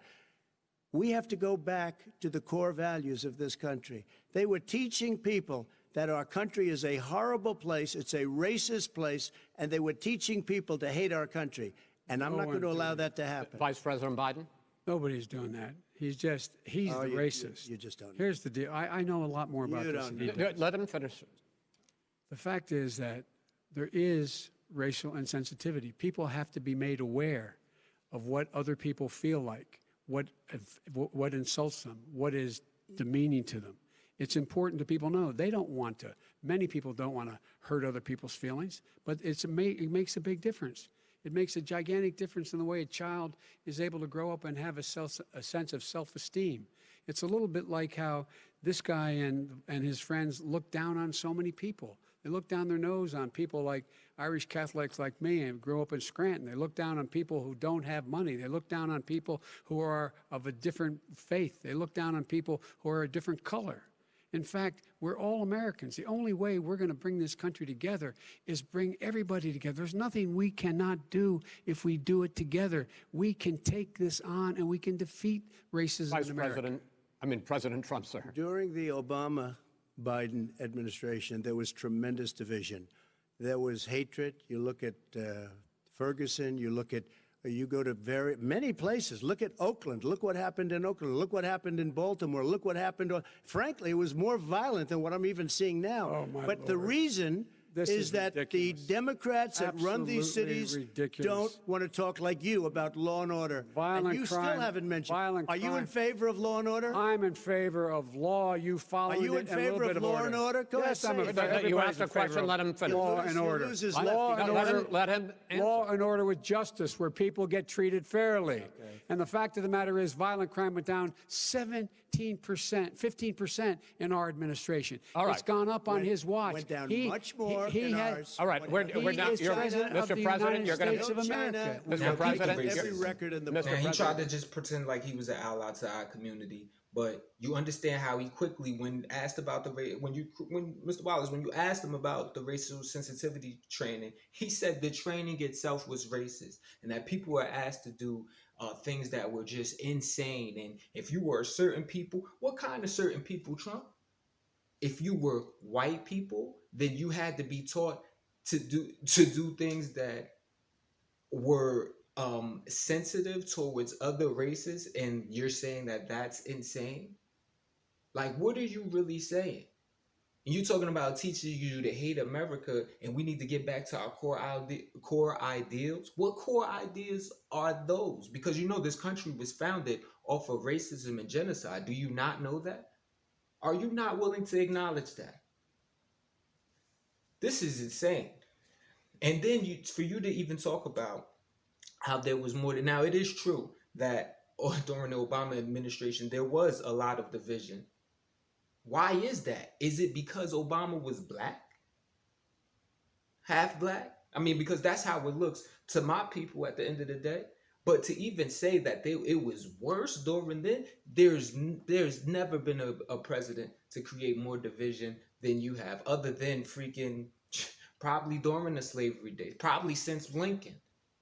And that was for racist reasons. It was not because he was the bad guy, but for you, it is because you are actually creating the rhetoric and the dialogue. You are the one giving rise to white supremacy. You are the one empowering them. The KKK votes for Donald Trump, and that is a problem. All of the hate groups vote for Donald Trump, and that is a problem. And you need to acknowledge that. And your answer for that is just like law enforcement. Guess what? There's KKK in the law enforcement. It's a proven fact. white supremacists have infiltrated law enforcement. Then when you're seeing unarmed black people getting shot and killed for committing no crimes at all, then we want to act like, oh, well, you know, that shouldn't happen. And you wonder why people want to defund the police. By the way, the whole term defund the police, now I have to speak for my people as is very necessary right now. The whole term defund the police, it is not about, for some people it is, for some people are so fed up with the police that they do want to do away with the police because we don't trust them. Can you blame us? Can you blame us? The whole idea of law enforcement evolved from slave patrol. Think about law enforcement even post-slavery, during the Jim Crow era, during the Civil Rights era, 80s, 90s. Rodney King was beat down. You were out. You were in the public eye then, and things of that nature. Amadou Diallo. There are countless. Is at this point is becoming countless the number of encounters that black people have had with law enforcement. And people want to say, oh well, no one's killing black people more than black people. First off, cut it the fuck out, because white on white crime is a thing too. If you want to make black on black crime a thing. Now there are socioeconomic issues that make black people's black on black crime percentage higher than whites, but they're both still in the 80s, between the 80th and 90th percentiles. So let's cut out that rhetoric that like, oh, you need law enforcement to. No, what we need, if we really want to solve crime, we need economic opportunity. We need to be empowered and we need to be respected within this country. And you know, even if y'all don't want to give that respect up, we have to do it for ourselves, but we will be able to do so without poverty. Wherever there's poverty, there's going to be crime, and that is a fact, Jack, and that's all over the world. But here you go talking about law enforcement again. That's that racist talk, man. It's in him. It's in his blood. Wasn't your father in the KKK? Wasn't he in the KKK? Like, are you kidding me right now? This is atrocious, and this is what you're gonna get. A lot of lies. This is what we've been getting. Lie after lie after lie from the current president of the United States. Joe Biden, though, I don't feel like there was enough done during the Obama administration to actually quell the racial division in this country. I think you as a white man could have been a lot more vocal about the oppression that black people are experiencing from law enforcement. I mean, I'm actually somewhat impressed to hear you say that there is systemic racism, something that your shitheaded self can't even admit. But at least Jackass Joe admitted it. You know what I'm saying? But at the end of the day, I don't think you did enough. There's way more that could have been done, and the fact that you didn't do enough, to me, is a form of racism of its own, because I'm sure there are certain donors and people that you don't want to turn off or turn away because you know that would hurt your pockets or whatever, and because you know that they ain't trying to hear that they share the views that this motherfucker shared. You know what I'm saying? So that's what I'm saying. You're not gonna get that with the whole, you know, going for the right elite or the left elite. Like, it doesn't work like that. At the end of the day, let's as a people, the least y'all can do, and the least that the American government can do, is allow for black people to have economic opportunity. And that's assuming that y'all don't do what the ultimate right thing to do is, which is reparations, which you already said doesn't think it is going to happen. You said you don't support it. You know, shout out to Bernie Sanders for supporting HR 40. You know, and that's really what should be talked about. Let's actually get aboard to see how many trillions of dollars is owed to the African States of America. Mr. President, every record in the Mr. book. President, you're going to be very happy because we're now going to talk about law and order. Places we had trouble were Democratic-run cities. That's exactly my question. There has been a dramatic increase in homicides in America this summer particularly, and you often blame that on Democratic mayors and Democratic governors, but in fact there have been equivalent spikes in Republican-led cities like Tulsa and Fort Worth. So the question is this really a party issue? I think it's a party issue. You can bring in a couple of examples, but if you look at Chicago, what's going on in Chicago, where 53 people were shot and 8 died shot. If you look at New York, where it's going up like nobody's ever seen anything, the numbers are going up 100, 150, 200%. Crime. It is crazy what's going on. And he doesn't want to say law and order because he can't, because he'll lose his radical left supporters. And once he does that, it's over with. But if he ever got to run this country and they ran it the way he would want to run it, we would have our suburbs would be gone. By the way, our suburbs would be gone, and you would see problems like you've never seen. He would know a suburb unless he took a wrong turn. Oh, I know suburbs. He would not. So much I was Go ahead. Wait a minute. I was raised in the suburbs. This is not 1950. All these dog whistles and racism don't work anymore. Suburbs are by and large integrated. There's many people today driving their kids to soccer practice and/or to black and white and Hispanic in the same car as there have been any time in the past. What really is a threat to the suburbs and their safety is his failure to deal with COVID. They're dying in the suburbs. His failure to deal with the environment. They're being flooded. They're being burned out because his refusal to do anything. That's why the suburbs are in trouble. I do. And his failure to deal with the opioid crisis. I mean, obviously, especially since you're here on the national stage trying to promote Johnson & Johnson, right? You're trying, you like Johnson & Johnson and Pfizer, right? Or whatever. Like, I mean, Johnson, J&J, they brought in the opioid crisis. That's devastating the suburbs, is it not? But more so onto the other points of what he's speaking on. At the end of the day, law and order is a lot of times a dog whistle, because to even see that as a solution to the point of crime, it's just ignores the causation of said crime. So that's why the suburbs are in trouble. I do want to talk about this issue of law and order, though. And in the joint recommendation that came from the Biden-Bernie Sanders task force, you talked about, quote, reimagining policing. Yeah. First of all, what does reimagining policing mean, and do you support? It means. Let me, if I might finish the question. What does reimagining policing mean, and do you support the Black Lives Matter call for community control of policing? Look, what I support is the police having the opportunity to deal with the problems they face. And I'm totally opposed to defunding the police officers. As a matter of fact, local police, the only one defunding it, his budget calls for a $400 million cut in local law enforcement assistance. They need more assistance. They need, when they show up for a 9/11 call, to have someone with them as a psychologist or psychiatrist to keep them from having to use force and be able to talk people down. We have to have community policing like we had before, where the officers get to know the people in the communities. That's when crime went down. It didn't go up, it went down. And so we have to be engaged. That's not what they're talking about, Chris. That's not what he's talking about, defunding the police. That is not true. Jackass Josie, that's why I have to stop you right there. Because at the end of the day, we as a people have to realize that more policing isn't always the answer to crime.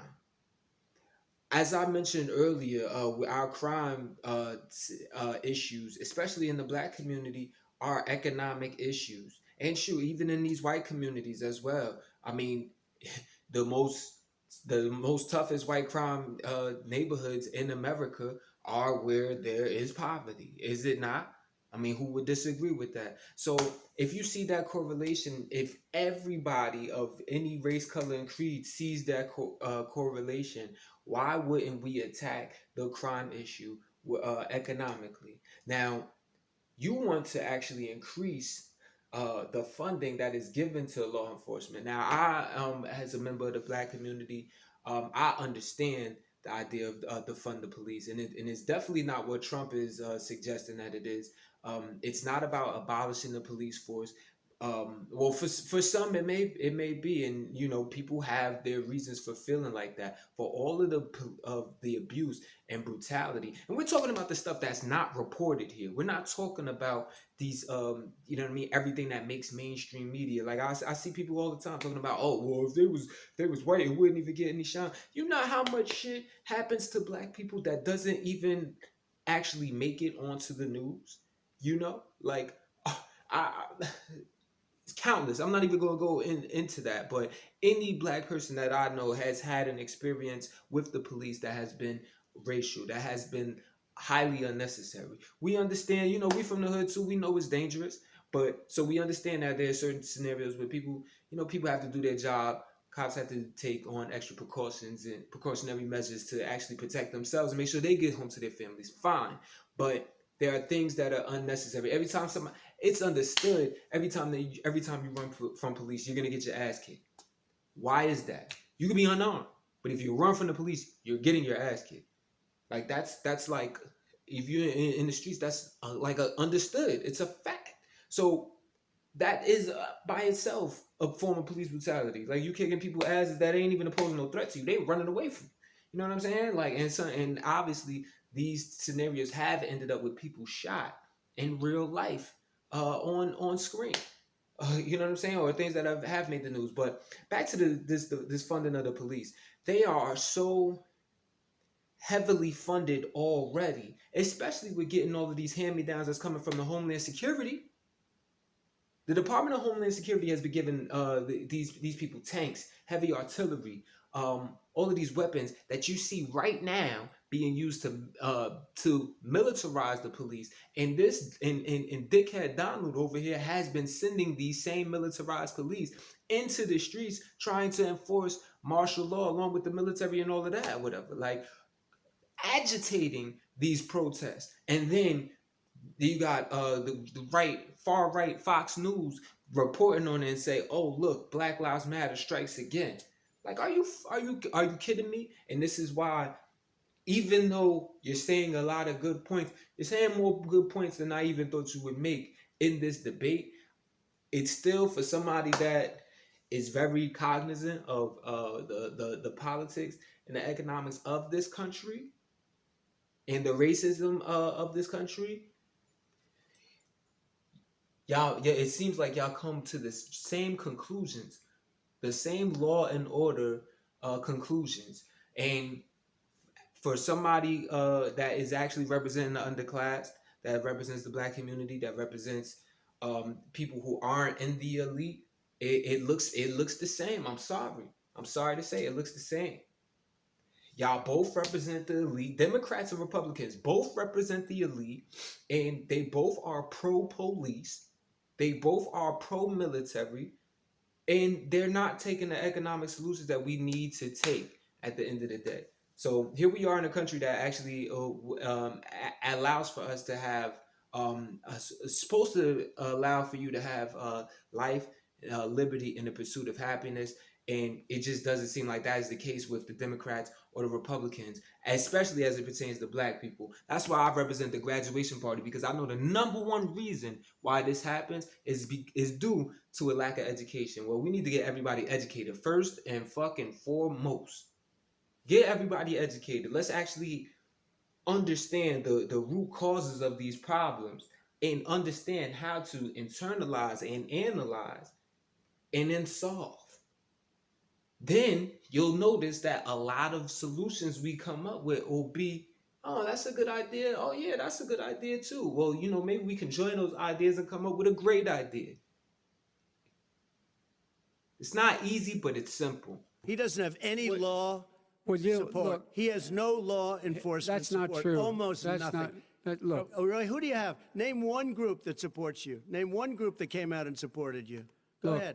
Look, think. We have time. We don't have time to do anything. No, think All right. Name one law enforcement group that came out and supported I think, gentlemen, you, I think I'm going to take back the There moderator's aren't. I don't role, think there are any. and I want to get to another subject, which is the issue of protests in many cities that have turned violent. In Portland, Oregon, especially, we had more than 100 straight days of protests, which I think you would agree. You talk about peaceful protests. Many of those turned into riots. Mr. Vice President, you say that people who commit crimes should be held accountable. The question I have, though, is, as the Democratic nominee, and earlier tonight you said that you are the Democratic Party right now, have you ever called the Democratic mayor of Portland or the Democratic governor of Oregon and said, "Hey, you got to stop this, bring in the National Guard, do whatever it takes, but you stop the days and months of violence in Portland"? I don't hold public office now. I am a former vice president. I've made it clear. I've made it clear in my public statements that the violence should be prosecuted. It should be prosecuted, and anyone who commits it But should you've be never prosecuted. called for the people, He's never the said leader. Excuse me, sir.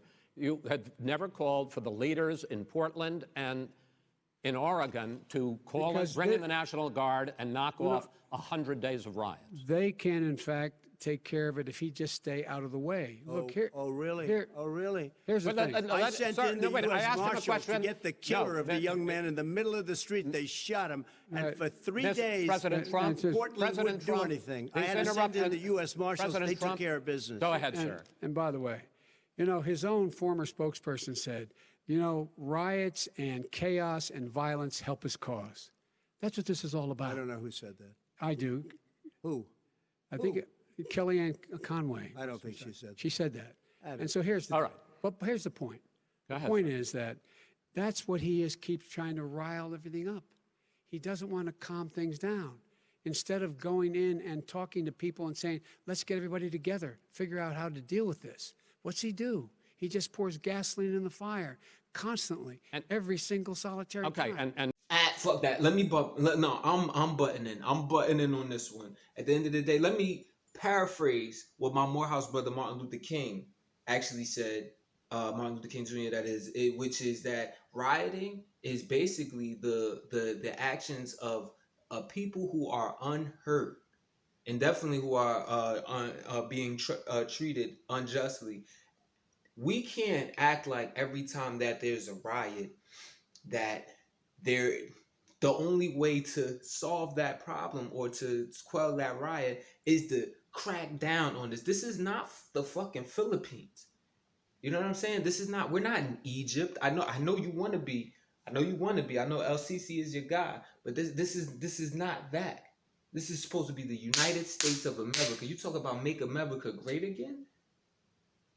Which is a whole nother scenario in whole nother question, because it's like, again, what time are you talking about? What period are you talking about that you want to go back to? Because it's been hell for my folks, generation after generation after generation. We're just now trying to see heaven. This is our heaven, this chaos that you have us living through. But nevertheless, we can't always just come at the rioters. You know what I'm saying? These aren't like a bunch of crazy college kids after they win a football game going to set the city on fire and just, one destruction. Yes, there is some looting going on.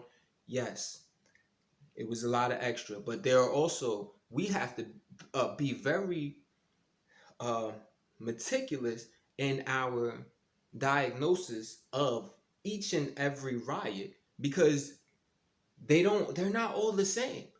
I've seen plenty of footage of, and I'm sure the American people have too. There's been plenty of footage out there showing people who are not black, people who are not part of Black Lives Matter. I don't know, possibly, I don't even want to say Antifa, because Antifa is an ideology, you know what I'm saying? But, maybe people who are part of like this organization. Sometimes I even suspect possibly even agents, FBI agents, police officers. There's one police officer that was actually caught and shown to be a police officer who was actually dressed up as a rioter in blackface, trying to damage property up there where George Floyd got killed. So, and this is in Minnesota and all of that. So it's like, this is not this is not far-fetched to say that we have to be careful in not demonizing an entire movement as if people don't have a vested interest in the very chaos that Joe Biden is talking about. And we just have to be careful. So let's stop painting these wrong pictures of people. People are rioting because people are hurt and people are tired of being mistreated and of not receiving justice. Because whenever a black person is shot down and killed unlawfully, unjustly, unarmed, that sends a shockwave through the entire Black American community. Because it's not just about it's not just about that person losing his life. You know what I'm saying? Like, for God bless the dead, George Floyd. it is not just about George Floyd. It is about the family of George Floyd. It is about the communities that he represented. You know what I'm saying? The community in Minnesota, the community in Texas, from where he's from, and all of that. It is about the Black American community. It's about me. It's about my kids having to grow up and live in a world where that is seen as okay. You did hit the nail on the head when you were talking about self-esteem and morale. Like, as far as the racial insensitivity training. I mean, at the end of the day, these things matter. That emotion has to go somewhere now. And in physics, they have this thing called the conservation of energy. It is a law. You can't just take a life and not take a life on camera in front of everybody, straight up knee on somebody's neck for 12 minutes and not and for the world to see and not expect this tumultuous reaction that we have gotten. There has to be way more accountability held, and I have yet to see either of you condemn the police departments in a way that would prevent them from doing that shit again. If anything, you added fuel to the fucking fire. To end this, button up this segment, I'm going to give you a minute to answer, sir. You have repeatedly criticized. Wait, I have to answer his statement. No, you have His repeatedly. statement. Wait, you have just one no. second. You've been talking You back made and a forth. statement. I'm asking you. I would love to end it. Sir. I would love to end it. and You know, we if would you want to very switch seats, we could very quickly. We could do that, but I'd send in the National Guard. It would be over. There'd be no problem. Okay, But they good. don't want to accept the National Guard. This guy wants martial law so bad. Well, we just send in the National Guard and they'll clamp it down. How did that work out? That has actually incited even more violence. And just to Jackass Joe's point, you do seem to thrive in chaos. I wouldn't say thrive. I think you just talk out of your neck, whether it's chaotic or not. But I think you are chaos, and this is a reflection of that. Your own military was regretful in how you used them to actually clear the way from in front of the White House or whatever. So you could take that photo out with the Bible. Fake. How are people not seeing how evil this man is, man? How like this is biblical heretics damn near that you see displayed with this man. So that's man, it's insane. But sending in the National Guard is completely unnecessary. You know, the way to actually solve these problems is to demand justice, is to compromise, is to negotiate. And that's one thing I can say about the both of you. I don't feel like neither one of you actually dealt with the community that is actually in pain and that is actually seeking justice. You know how gangster that would have been, man, if you actually just went to these communities and stood out in the streets, or if you yourself went to Portland. Yeah, you got to have your National Guard and all of that or whatever, but if you went to Portland and said, listen, I want to talk with the leaders. I want to speak. I come humbly. Let's make a deal. That's what you're supposed to be, the art of the deal. What, black people aren't qualified enough to do a deal with you, my G? So at the end of the day, y'all looking at this all wrong, and there are more humane ways to solve these problems. When you treat people like people, you get results that unite people. You have repeatedly criticized the vice president for not specifically calling out Antifa and other left-wing extremist groups. But are you willing tonight to condemn white supremacists and militia groups and to say that they need to stand down and not add to the violence in a number of these cities, as we saw in Kenosha and as we've seen in Portland? Sure, are you I'm prepared willing to do specifically that, do it? Well, go ahead, sir. I would say almost everything I see is from the left wing, not from the right wing. So what are you saying? I'm willing to do anything. I want to see Well, peace. then do it, sir. Say it. Do it. Say it. Do you want to call him? What do you want to call him? Give me a name. Give me a White name. supremacists and Who would right you like me to condemn? White supremacists and right Proud militia. Boys, stand back and stand by. But I'll tell you what. Somebody's got to do something about Antifa and the left, because this is not a right-wing problem. This is a left-wing. This is a left-wing problem. And Peep also, I do want to say, just Peep how he did try to say, like, oh, yeah, I'll do it, white supremacy, I'll do it. What do you... And then when you bring up the Proud Boys, he says to stand back and stand by. You were better off. I would have respected you more if you tried to argue that Proud Boys weren't white supremacists. I would have even had respect for that, because that argument is often made sometimes, and they seem pretty white supremacists. White suprem they they seem like white supremacists to me. You know what I mean? But at the end of the day, um, it's not like they have a bunch of bodies under their belt. It's not like these other Trump supporters, like the O9A, you know what I'm saying, or like the Oath Keepers, or the what's the Patriots, the Patriot Group, or it's all sorts of little factions and stuff that actually like follow you.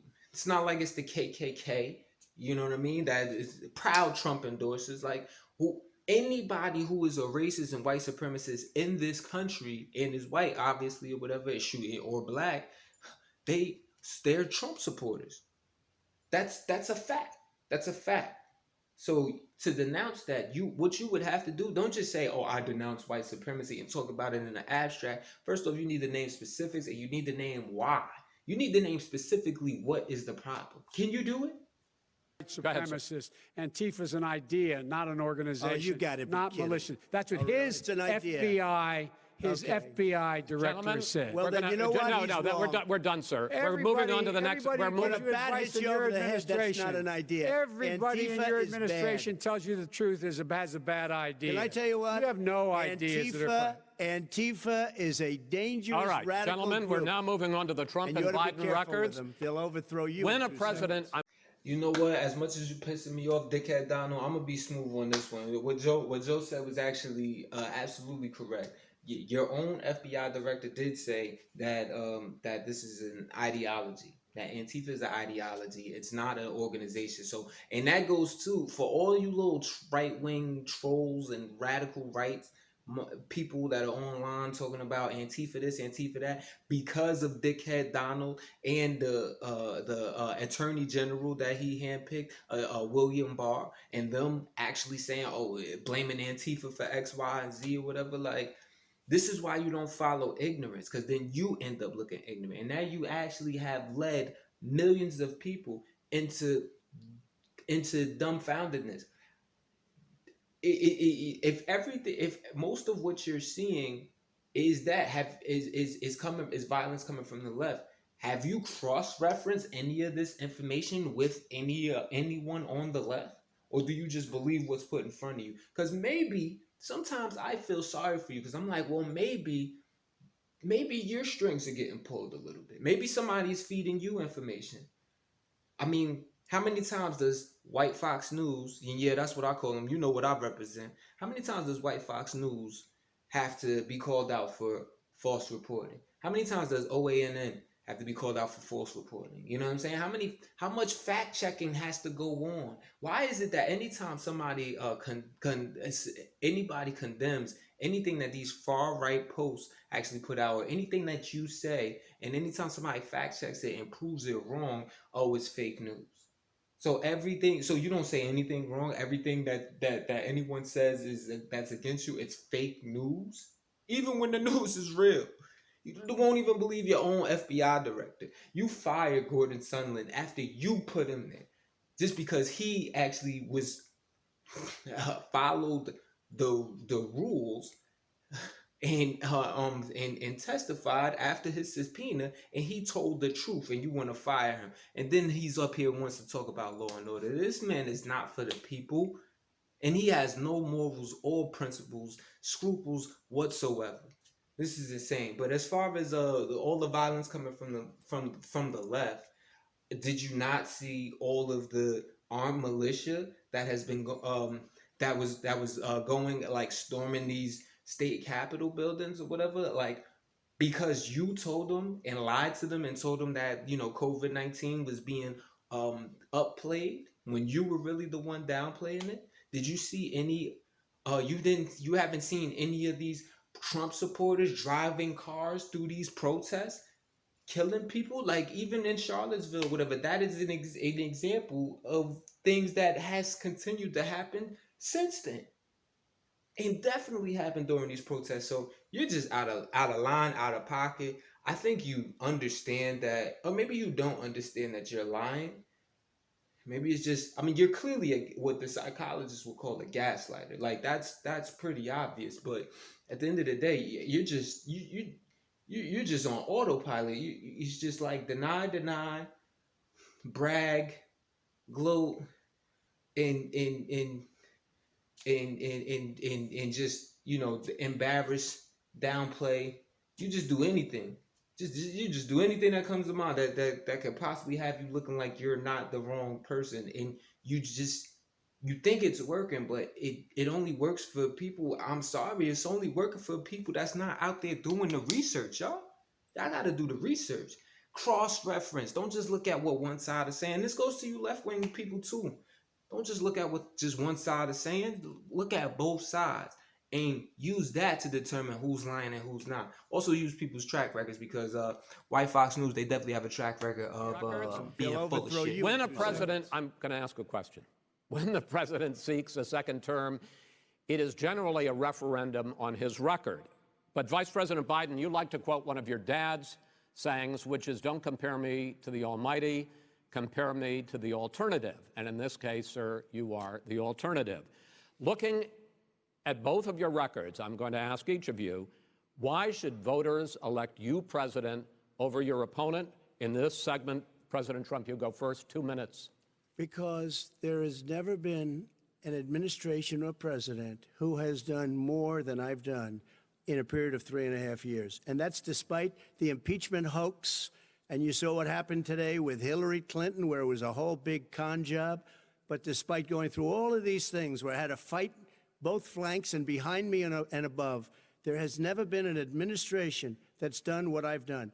The greatest, before COVID came in, the greatest economy in history, lowest unemployment numbers. Everything was good. Everything was going. And by the way, there was unity going to happen. People were calling me for the first time in years. They were calling and they were saying, it's time maybe. And then what happened? We got hit, but now we're building it back up again. A rebuilding of the military, including Space Force and all of the other things. A fixing of the VA, which was a mess under him. 308,000 people died because they didn't have proper health care. It was a mess. And we now got a 91% approval rating at the VA, our vets. We take care of our vets. But we've rebuilt our military. The job that we've done, and I'll tell you something, some people say maybe the most important. By the end of the first term, I'll have approximately 300 federal judges and Court of Appeals judges, 300, and hopefully 3 great Supreme Court justices. That is a record, the likes of which very few people, and you know one of the reasons I'll have so many judges? Because President Obama and him left me 128 judges to fill. When you leave office, you don't leave any judges. That's like, you just don't do that. They left 128 openings, and if I were a member of his party, because they have a little different philosophy, I'd say if you left us 128 openings, you can't be a good president, you can't be a good vice president. But I want to thank you, because it gives us almost, it'll probably be above that number by the end of this term. 300 judges. It's a record. Looking at both your records, why should voters elect you president as opposed to President Trump? You have 2 minutes uninterrupted. Under this president, we become weaker, sicker, poorer, more divided, and more violent. When I was vice president, we inherited a recession. I was asked to fix it. I did. We left him a booming economy, and he caused the recession. With regard to being weaker, the fact is that I've gone head-to-head with Putin and made it clear to him we're not going to take any of his stuff. He's Putin's puppy. He still refuses to even say anything to Putin about the bounty on the heads of American soldiers. Your son got $3.5 million. And by the way, my son... Wait a minute. Mr. President, your campaign agreed to both sides would get 2-minute answers uninterrupted. Well, your side agreed to it, and why don't you observe what your campaign agreed to as a ground rule, okay, sir? He never keeps his word. Can you add no, I'm not asking. That was a rhetorical question. Can you add back 30 seconds? Yeah, yes, you may have. All right. Go ahead. So, thirdly, we're poor. The billionaires have gotten much more wealthy by a tune of over $300 to $400 billion more just since COVID. You in the home, you got less. You're in more trouble than you were before. In terms of being more violent, when we were in office, there were 15% less violence in America than there is today. He's president of the United States. It's on his watch. And with regard to more divided, the nation can't stay divided. We can't be this way. And speaking of my son, the way you talk about the military, the way you talk about them being losers and being and just being suckers. My son was in Iraq. He spent a year there. He got the Bronze Star. He got the Conspicuous Service Medal. He was not a loser. He was a patriot, and the people left behind there were heroes. Really? And I resent. Are you talking like about Hunter? hell. Are you talking about I'm Hunter? talking about my son, Bo Biden. You're talking about. I don't know Bo. I know Hunter. Yeah, Hunter you know got Bo. Hunter got thrown out of the military.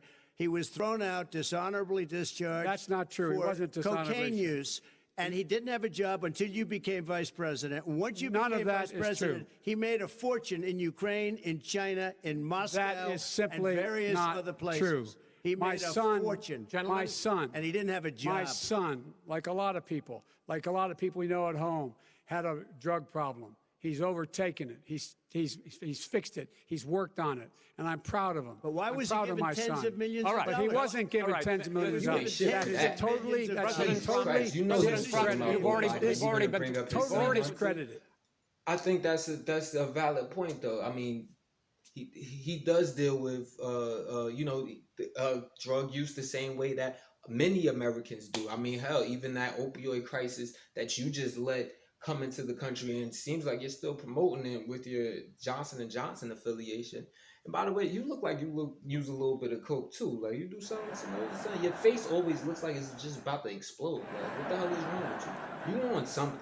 So I don't think you really get the right to thumb your nose up like how you always be doing.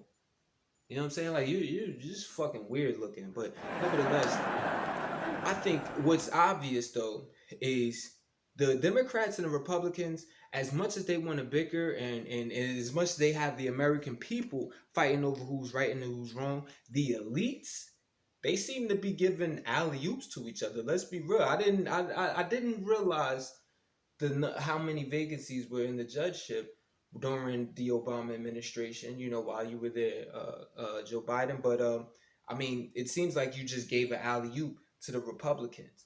And I did think it was weird when that fast track authority was used to pass the Trans-Pacific Partnership. You know what I mean? Like, so you got that's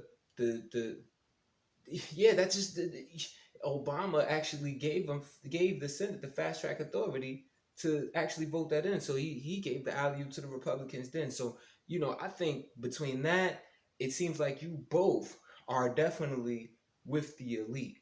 I mean, I could judge by you and your relationships with Comcast and with obviously even what you're saying today, you're definitely going to continue the prison industrial complex with your relationship with the military. There's definitely going to be a continued building of a militarized police, since you want them to have even more money than they already have today. There's definitely going to be, based on your love for the Army, there's definitely going to be a continuation of the military industrial complex. These are the root causes of the misappropriation of funds within the United States. Funds that should be going to you, the American people, that should be going to us, that should actually be helping our society function. I think we should expect more of the same with the foreign policies here. And I think you could say the same thing about dickhead Donald over here, as far as being with the elite. You could tell by all the people that he's brought into his cabinet. Hell, if you give him $1 million, he'll probably get you in the cabinet tomorrow as an acting head of some borough in his administration. You see where he stands as far as law enforcement, law and order, and all of that, whatever. These are the same. You're getting the same results. It's just one is just more ugly than the other, but they still putting in the same type of work. You fuck with me, if you vote for Bishop Grady, you are introducing the graduation party and already tackling one of the number one issues that we have that wasn't even talked about in this debate, which is education and the lack of.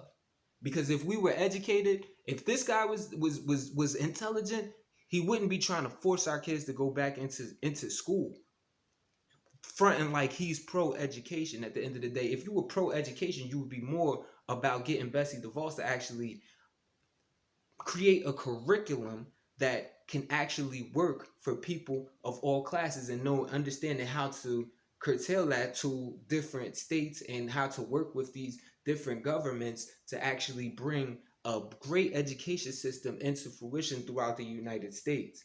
And that's, I think, the main problem on why there's such a crazy divide in understanding of the ills of this country between the two parties has to do with education. So when the graduation party steps in, well, now you're talking about us being on the same page because we'll be intelligent.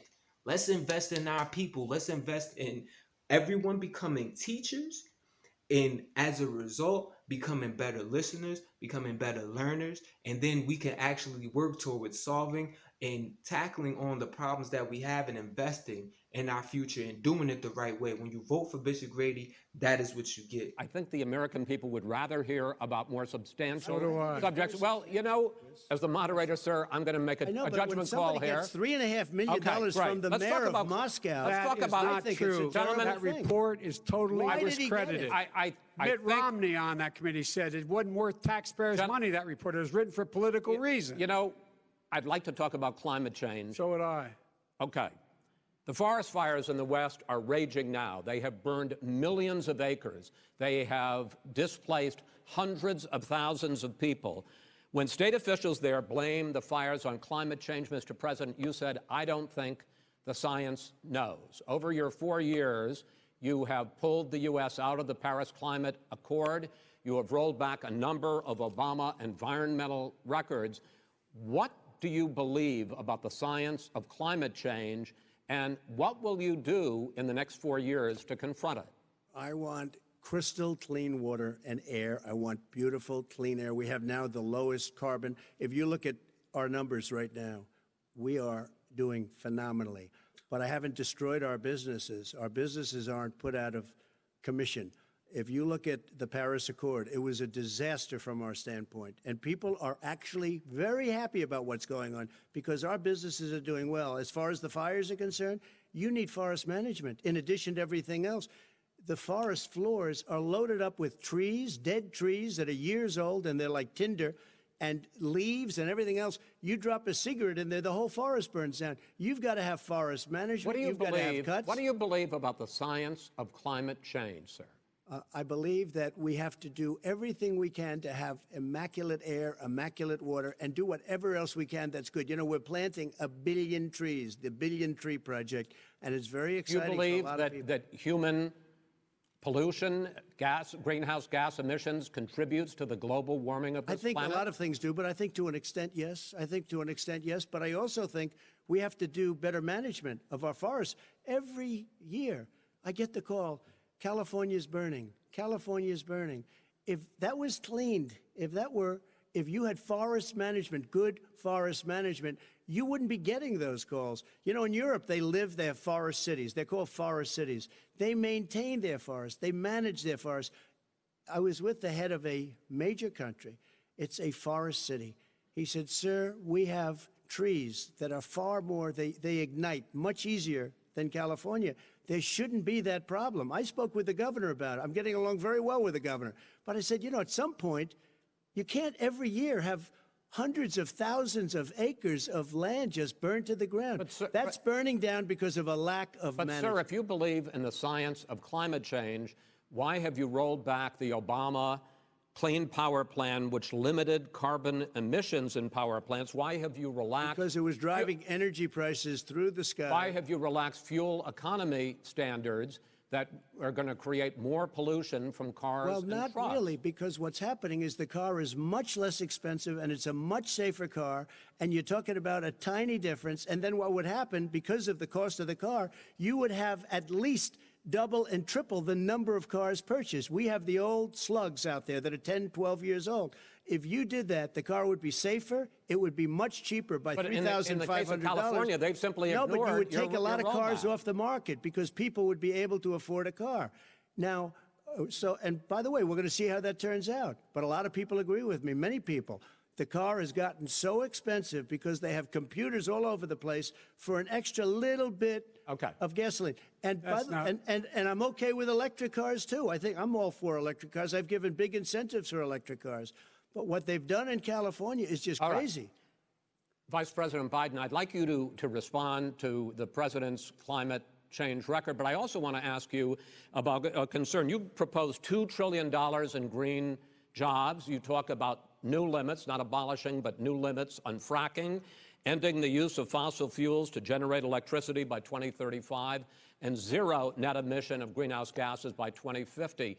The president says a lot of these things would tank the economy and cost millions of jobs. He's absolutely wrong, number one. Number two, if in fact, during our administration, the Recovery Act, I was in charge, able to bring down the cost of renewable energy to cheaper than or as cheap as coal and gas and oil. Nobody's going to build another coal-fired plant in America. No one's going to build another oil-fired plant in America. They're going to move to renewable energy, number one. Number two, we're going to make sure that we are able to take the federal fleet and turn it into a fleet that's run on their electric vehicles. Making sure that we can do that, we're going to put 500,000 charging stations and all of the highways that we're going to be building in the future. We're going to build an economy that, in fact, is going to provide for the ability of us to take 4 million buildings and make sure that they, in fact, are weatherized in a way that, in fact, they'll emit significantly less gas and oil because the heat will not be going out. There's so many things that we can do now to create thousands and thousands of jobs. We can get to net zero in terms of energy production by 2035. Not only not costing people jobs, creating millions of good paying jobs, not 15 bucks an hour, but prevailing wage, by having a new infrastructure that, in fact, is green. And the first thing I will do, I will rejoin the Paris Accord. I will join the Paris Accord because with us out of it, look what's happening. It's all falling apart. And talk about someone who has no relationship with foreign policy. Brazil, the rainforests of Brazil are being torn down, are being ripped down. More carbon is absorbed in that rainforest than every bit of carbon that's emitted in the United States. Instead of doing something about that, I would be gathering up and making sure we had the countries of the world coming up with $20 billion, say, here's $20 billion, stop tearing down the forest. And if you don't, then you're going to have significant economic consequences. What about the argument that President Trump basically says that you have to balance environmental interests and economic interests, and he's drawn his line?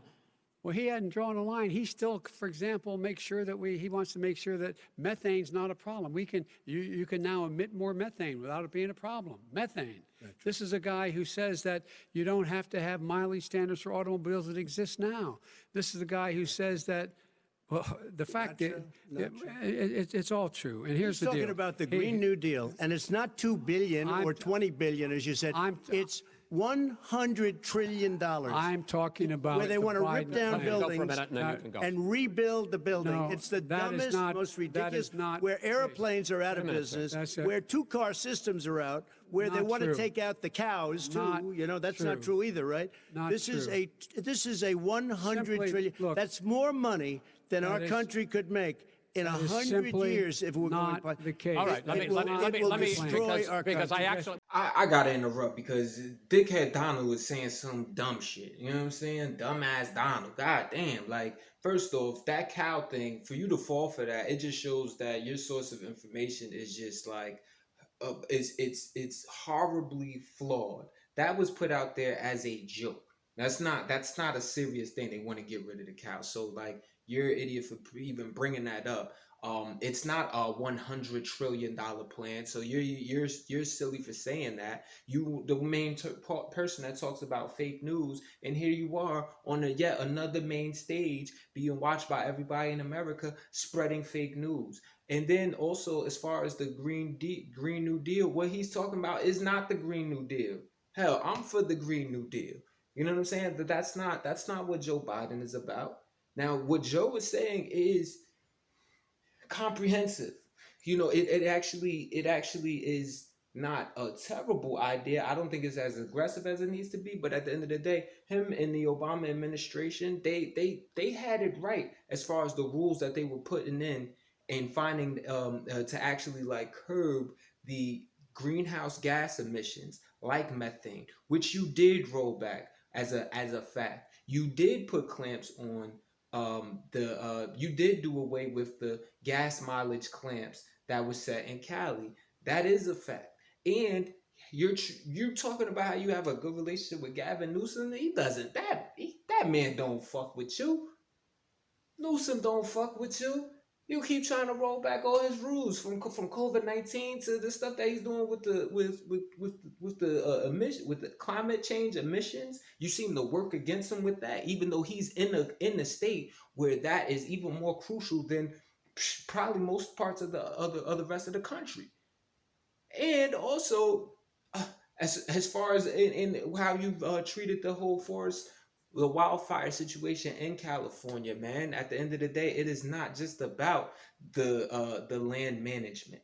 And didn't you hand select a person to actually be over the Bureau of Land Management? Shouldn't they actually look more into that? Um, oh yeah, that's right. The guy that was found out to have actually been running that position unlawfully, right? The acting secretary, the acting head of the Bureau of Land Management. Pardon me. Like in the Interior Department, like come on, stop lying, man. Stop lying to the American people. And this is why you can't vote for anybody like this, because they're gonna sell you down the river. This is a used car salesman. That's all Donald Trump is, man. But so you have to take everything he says with a grain of salt. If you ask me, I wouldn't even take it. I already know that sodium is too high, it's gonna kill me. You know what I'm saying? But at the end of the day, we do have to you under Trump's administration, they have made it to where we could pollute our waters more. So he's lying and saying that he wants to make sure we have immaculate water and immaculate air. Obviously he's lying about that with these rollbacks that he's done on the environmental situation. And look at where he stands as far as like who he puts into these positions. I mean, you have Andrew Wheeler. We know this is a coal industry person, and you make him the head of the Environmental Protection Agency. Are you kidding me? And this is after you had Scott Pruitt, somebody else who was already understood to be in the pockets of big coal, of like the gas industry. And that's another thing. He doesn't give a damn about the environment. Look who his first Secretary of State was. Rex Tillerson, the person that ran Exxon, that was the president of Exxon, that was the head of ExxonMobil. Like, give me a break. He is also in the pockets of the gas industry. So it's not whatever he's telling you about the environment, it's completely false. He is full of shit. That's why sometimes I call him shithead Donald. You know what I mean? And you know me, Bishop Grady, I'm all about the graduation party. So we're educated. We are about dealing with the facts. We are about dealing with science. And you see me in my Black Fox News Earth Day hoodie, and you could go ahead and get you one at blackfoxnews.com/shop.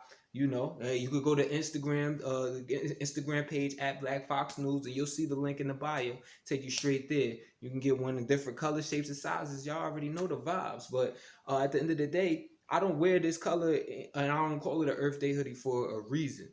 For no reason, pardon me. I mean, if you see my BFM reports, you hear at the end of every report, I say green, war, and graduation, because that is when I say green, we're talking about finances, and we are talking about the environment. The same balance that you're asking about, Mr. Wallace, as far as like, finding that balance and drawing that line. Well, I'm not mad at what Jackass Joe and,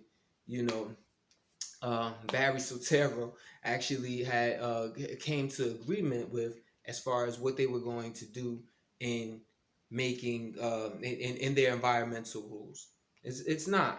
I would also have our country get back into the Paris Climate Accord, because I think if we want to be a world leader, then how can we not do that, especially when the United States and China are the worst polluters or definitely two of the top worst polluting countries in the world.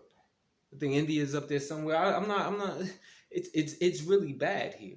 So in we're doing a lot of polluting that some of these other countries that have a lot less capital than we do are even doing, but yet they're suffering even more from it because they have less resources to actually deal with the health effects and the environmental effects or these environmental disasters that come caused from all of these greenhouse gas emissions. So we have to be responsible, and this is actually a problem that not only affects people in the United States, but it affects the global population.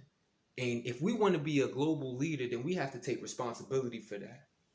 But that is why I will support the Green New Deal. That is why I Wait a minute, will sir. get I us back actually into have Paris Climate studied your Accord. plan, and it includes upgrading 4 million buildings, weatherizing 2 million homes over 4 years, building 1.5 million energy-efficient homes. So the question becomes, the president is saying, I think some people who support the president would say that sounds like it's going to cost a lot of money and hurt the economy. What it's going to do is going to create thousands and millions of jobs, good-paying jobs. But let him finish, sir. He doesn't know how to do that. $100 billion. The fact is, it's going to create millions of good-paying jobs, and these tax incentives to people for people to weatherize, which he wants to get rid of. It's going to make the economy much safer. Look how much we're paying now to deal with the hurricanes. By the way, he has an answer for hurricanes. He said maybe we should drop a nuclear weapon on them. They may. I never said that That's at all. what he did say. You made it up. And here's the deal. You make up a lot of things. We are going to be in a position where we can create hard, good jobs by making sure the environment is clean and we all are in better shape. We spend billions of dollars on floods, hurricanes, rising seas. We're in real trouble. Look what's happened just in the Midwest with these storms that come through and wipe out entire sections and counties in Iowa. They didn't happen before. They're because of global warming. We make up 15% of the world's problem.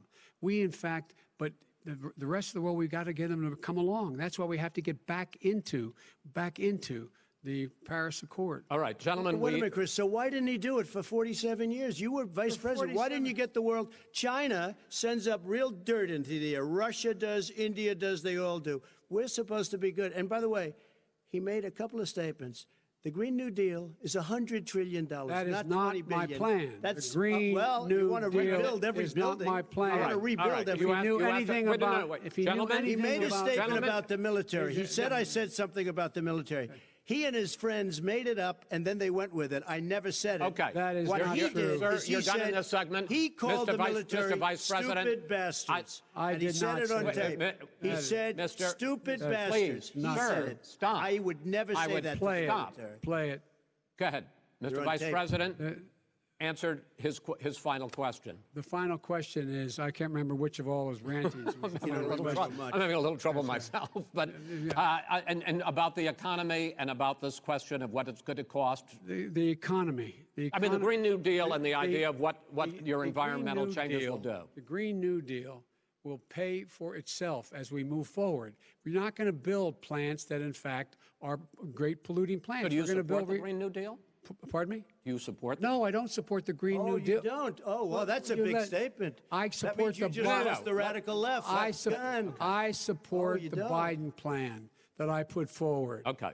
The Biden plan, which is different than what he calls the radical Green New Deal. Again, as I stand here in my Earth Day hoodie, you know, over the Still I Grind shirt that I have for, you know, the album that dropped, you know what I mean? Go to @still_I grind. You already know this. You know the vibes, you know what I'm saying? Like, go ahead, check that out, @still_I grind on Instagram.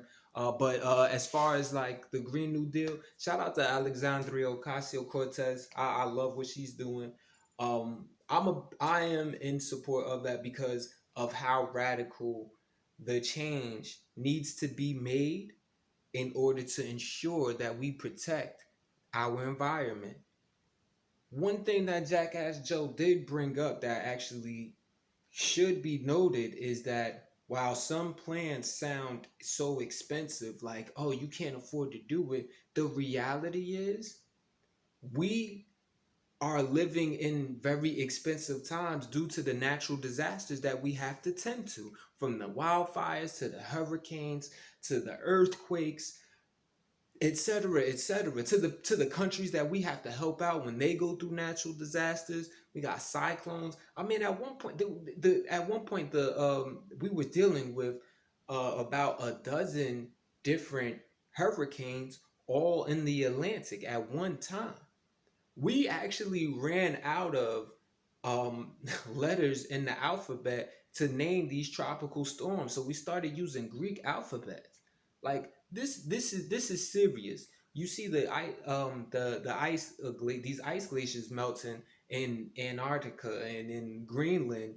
I mean, these are serious times. So to Biden's point, I mean, it really is, it's drastic times, and it really does call for drastic measures. Now, I haven't seen anywhere that said that the anything reputable that said that the Green New Deal is going to cost $100 trillion, but it is going to, because I like, how do you plan for $100 trillion, right? But at the end of the day, though, it is going to be that drastic, but it will bring in jobs. Now, I don't really respect you trying to like just take the Green New Deal's ideas, but you know what I mean, say you support the Biden plan, because it seems like you want to allow yourself room to still be buddy with these gas elites, with these coal power elites. That's how it comes off, and that's why you can't really expect any real change in dealing with the Democratic Party, man. Bernie Sanders, that's why I wish you didn't go Democrat. You should have stayed independent, and we could have recruited you for the graduation party, you know what I'm saying? But maybe you could come in through the, on the back end. But at the end of the day, that's why you got to support the graduation party, and that's why you got to support Bishop Grady, and actually create a profile on blackfoxnews.com/LPAI. LPAI is an acronym for Let's Post About It, and we actually have the forums where we can discuss these matters, and we need to put out as many ideas as possible and present as much literature and facts as we can, so that we can actually take this thing head on, and the way we need to, as a people, as a unit. All right, gentlemen, final segment, election integrity. As we meet tonight, millions of Americans are receiving mail-in ballots or going to vote early. How confident should we be that this will be a fair election, and what are you prepared to do over the next 5+ weeks, because it'll not only be to Election Day, but also counting some ballots, mail-in ballots after Election Day? What are you prepared to do to reassure the American people that the next president will be the legitimate winner of this election? In this final segment, Mr. Vice President, you go first. Prepared to let people vote. They should go to iwillvote.com. Decide how they're going to vote, when they're going to vote, and what means by which they're going to vote. His own Homeland Security Director, and as well as the FBI Director, says there is no evidence at all that mail-in ballots are a source of being manipulated and cheating. They said that. The fact is that there are going to be millions of people because of COVID that are going to be voting by mail-in ballots, like he does, by the way. He sits behind the Resolute desk and sends his ballot to Florida, number one. Number two, we're going to make sure that those people who want to vote in person are able to vote, because enough poll watchers are there to make sure they can socially distance. The polls are open on time, and the polls stay open until the votes are counted. And this is all about trying to dissuade people from voting, because he's trying to scare people into thinking that it's not going to be legitimate. Show up and vote. You will determine the outcome of this election. Vote, vote, vote. If you're able to vote early in your state, vote early. If you're able to vote in person, vote in person. Vote whatever way is the best way for you, because he cannot stop you from being able to determine the outcome of this election. And in terms of whether or not, when the votes are counted, and they're all counted, that will be accepted. If I win, that will be accepted. If I lose, that'll be accepted. But by the way, if in fact he says he's not sure what he's going to accept, well, let me tell you something. It doesn't matter, because if we get the votes, it's going to be all over. He's going to go. He can't stay in power. It won't happen. It won't happen. So vote. Just make sure you understand you have it in your control to determine what this country is going to look like the next 4 years. Is it going to change? You're going to get 4 more years of these lies. Mr. President, 2 minutes. So when I listened to Joe talking about a transition, there's been no transition from when I won. I won that election. And if you look at crooked Hillary Clinton, if you look at all of the different people, there was no transition because they came after me trying to do a coup. They came after me spying on my campaign. They started from the day I won and even before I won, from the day I came down the escalator with our First Lady. They were a disaster. They were a disgrace to our country. And we've caught them. We've caught them all. We've got it all on tape. We've caught them all. And by the way, you gave the idea for the Logan Act against General Flynn. You better take a look at that because we caught you in a sense. And President Obama was sitting in the office. He knew about it too. So don't tell me about a free transition. As far as the ballots are concerned, it's a disaster. A solicited ballot, okay, solicited is okay. You're soliciting, you're asking, they send it back, you send it back. I did that. If you have an unsolicited, they're sending millions of ballots all over the country. There's fraud. They found them in creeks. They found some with the name Trump, just happened to have the name Trump just the other day in a waste paper basket. They're being sent all over the place. They sent 2 in a Democrat area. They sent out 1,000 ballots. Everybody got 2 ballots.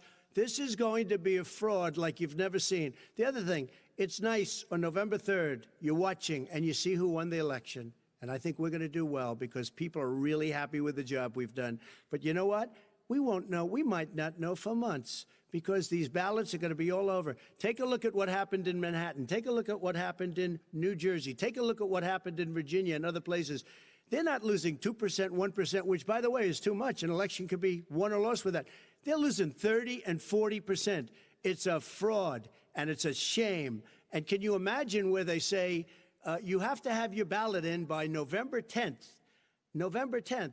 That means that's 7 days after the election, in theory, should have been announced. Okay. We have major states with that, sir, all run by Democrats. 2 minutes is 2 minutes. This is literally just a non-issue, as was said by his own FBI director. This just has never been an issue. I think it's so convenient that those letters that were found in this river that he's talking about up there in Philly were all Trump votes, and it's so convenient that they actually shared that information because they still had that's still under investigation, those military ballots. So like, I don't know, did you do it yourself? Like, I don't know, that's how I feel about it. But at the end of the day though, there's just no evidence of this of this being like a real thing. If anything, there's evidence of like, people feel like people are concerned that just in the voting system in general that there is fraud. Our systems are susceptible to being hacked, as was seen by the Russian infiltration of our election system during this clown's election.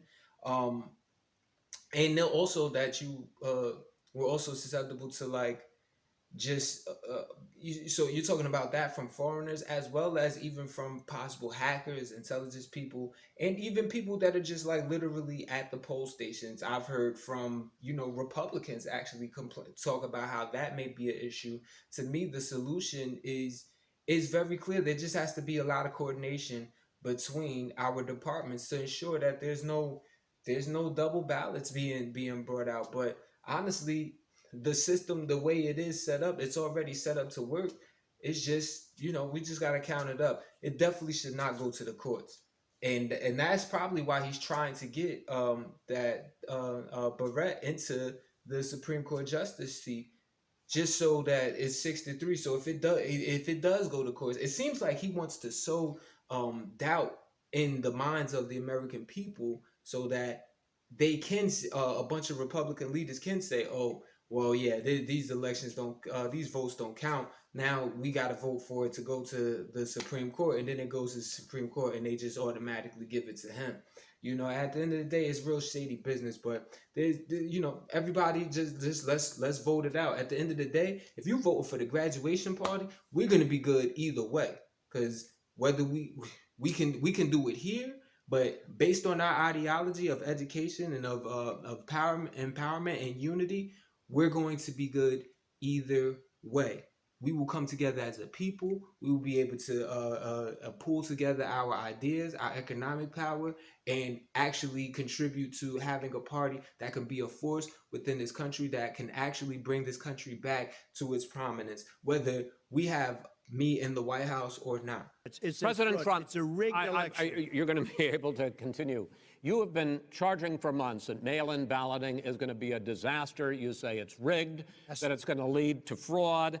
But in 2018, in the last midterm election, 31 million people voted mail-in voting. That was a quarter, more than a quarter, of all the voters that year cast their ballots by mail. Now that millions of mail-in ballots have gone out, what are you going to do about it? And are you counting on the Supreme Court, including a Justice Barrett, to settle any dispute? Yeah, I think I'm counting on them to look at the ballots, definitely. I hope we don't need them in terms of the election itself. But for the ballots, I think so, because what's happening is incredible. I read today, where at least 1% of the ballots for 2016 were invalidated. They take them, we don't like them, we don't like them. But what are you going to do about it? There are millions of ballots going out right now. What you do is you go and vote. You do a solicited ballot, and that's okay, or you go and vote. I'm asking you about the fact that millions of people... You go and vote. You go and vote. But like what I'm they, saying is, like they used to in the old... Millions of people... You either do, Chris, a solicited ballot where you're sending it in, they're sending it back, and you're sending... They have mailmen with lots of it. Did you see what's going on? Take a look at West Virginia, mailmen selling the ballots. They're being sold. They're being dumped in rivers. This is a horrible thing for our country. This is not going to end well. There is no evidence this is of that. not going to end well. 5 states have had mail-in ballots for the last decade or more. 5, including 2 Republican states. And you don't have to solicit the ballot. It's sent to you. It's sent to your home. What they're saying is that it has to be a postmark by election day. If it doesn't get in till the 7th, 8th, 9th, it still should be counted. He's just afraid of counting the votes because You're wrong. You're wrong. I want to continue with you on this, Vice President Biden. Chris, he's so wrong when he makes a statement like that. Excuse me, Vice President Biden, the biggest problem, in fact, over the years with mail-in voting has not been fraud historically. It has been that sizable numbers, sometimes hundreds of thousands of ballots are thrown out because they have not been properly filled out, or there is some other irregularity, or they missed the deadline. So the question I have is, are you concerned that the Supreme Court, with a Justice Barrett, will settle any dispute? I am concerned that any court would settle this, because here's the deal. When you get a ballot and you fill it out, you're supposed to have an affidavit. If you didn't know, you have someone say that this is me. You should be able to, if in fact you can verify that's you before the ballot is thrown out, that's sufficient to be able to count the ballot because someone made a mistake and not dotting the correct I. Who they voted for, testify, say who they voted for, say it's you. That is totally legitimate. All right. Excuse me, Chris, when you have 80 million ballots, I have a final Senate question. and swamping the system, you know it can't be done. You know it can't, and already there's been so fraud. Mail service delivers wait a minute, gentlemen. The final question is, in 8 states, we can keep talking.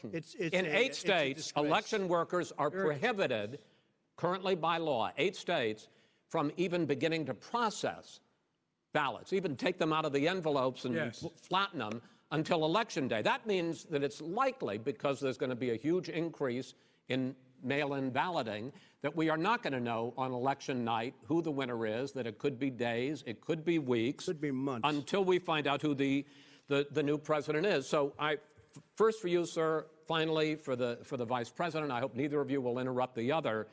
Will you urge your supporters to stay calm during this extended period, not to engage in any civil unrest, and will you pledge tonight that you will not declare victory until the election has been independently certified? President Trump, you go first. I'm urging my supporters to go into the polls and watch very carefully, because that's what has to happen. I am urging them to do it. As you know, today there was a big problem. In Philadelphia, they went in to watch. They're called poll watchers, a very safe, very nice thing. They were thrown out. They weren't allowed to watch. You know why? Because bad things happen in Philadelphia, bad things. Oh, hell no. We don't trust, no, hell no. All these crazy, batshit crazy Trump supporters that's out here and you want them to patrol the polls? Are you kidding me? And then he wants law and order, but he wants that. So are these people going to be armed? These are going to be the same people that's going ramming through these freaking protesters and saying that, oh, well, these protests are violent, but they're bringing the violence to the protests. Are you freaking kidding me? No, you're out of pocket at the end of the day, my G. You're out of pocket, and you should have just said yes, because at the end of the day, you're just proving what Jackass Joe was saying. You want chaos. And I am urging my people. I hope it's going to be a fair election. If it's a fair election, I am 100% on board. But if I see tens of thousands of ballots being manipulated, I can't go along with that. And I'll tell you what, does that mean, from a common sense, does that mean you're going to tell your people to take to the street? It means you have a fraudulent election. You're sending out 80 million ballots. They're not equipped to. These people aren't equipped to handle it. Number one. Number two, they cheat. They cheat. Hey, they found ballots in a waste paper basket 3 days ago, and they all had the name military ballots. They were military. They all had the name Trump on them. Now, I know you didn't ask me, Chris, but I'm going to answer. I know you just forgot. You meant to ask me or whatever, but my answer is yes. You have no way of determining whether tens of thousands of these ballots are being counted properly or not at the end of the day. So it sounds like you want to have your people at these polling stations and basically push a narrative that you've already been months in the making of creating, that have already been months in the making for you. So I mean, I don't know if you noticed that people can see you coming from a mile away, dickhead Donald, but that's what it is. So we need to fix that. Nobody's really trying to hear you, but just count the votes. Just count the votes. That's all you got to do. Just count the votes. There's nothing to support that there is this mass fraud of election and balloting going on. There's nothing to support that. Your own right-wing selected FBI director. You think that's good? Vice President Biden, they final all question say to you. this. Will you urge your supporters to stay calm while the vote is counted, and will you pledge not to declare victory until the election is independently certified? Yes, and here's the deal. We count the ballots, as you pointed out. Some of these ballots in some states can't even be opened until Election Day. And if there's thousands of ballots, it's going to take time to do it. And by the way, our military, they've been voting by ballots since the end of the Civil War, in effect. And that's what's going to happen. Why is it for them somehow not fraudulent? It's the same process. It's honest. No one has established at all that there is fraud related to mail-in ballots, that somehow it's a fraudulent process. It's already been established. Take a look at Carolyn Maloney's race. I asked you had an opportunity to respond. Carolyn Maloney. Go ahead. They have no idea what happened. Vice President Biden, go ahead. He has no idea what he's talking about. Here's the deal. The fact is, I will accept it, and he will too. You know why?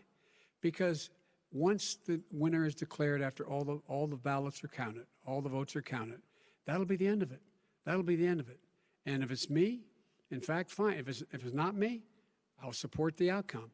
And I'll be a president not just for the Democrats. I'll be a president for Democrats and Republicans. And this guy, I want to see an honest ballot count. Gentlemen, you say that's the end of it? This is the end of this debate? Honest ballot count. We're going to leave it there. To be continued as in more debates as we go on. President Trump, Vice President Biden, it's been an interesting hour and a half. I want to thank you both for participating in the first of 3 debates that you have agreed to engage in. We want to thank Case Western Reserve University and the Cleveland Clinic for hosting this event. The next debate, sponsored by the Commission on Presidential Debates, will be 1 week from tomorrow, October 7th, at the University of Utah in Salt Lake City. The 2 vice presidential nominees, Vice President Mike Pence and Senator Kamala Harris, will debate at 9 p.m. Eastern that night. We hope you watch. Until then, thank you. The climate change biodiversity awarded for drinking. There's a million people Trump wanted to move out the country with ICE. I mean, the undocumented migrants, the right with no life. He announced this on social media, of course it made me bitter. And that was after I made the petition get Donald Trump on Twitter.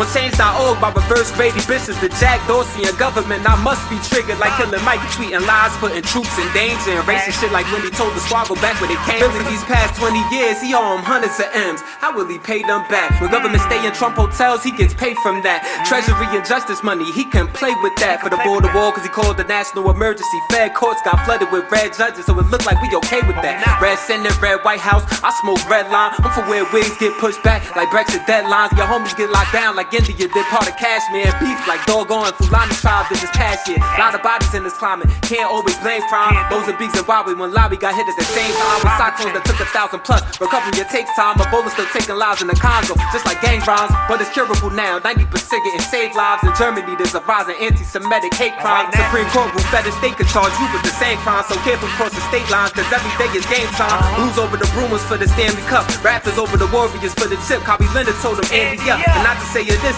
I wasn't a big fan, but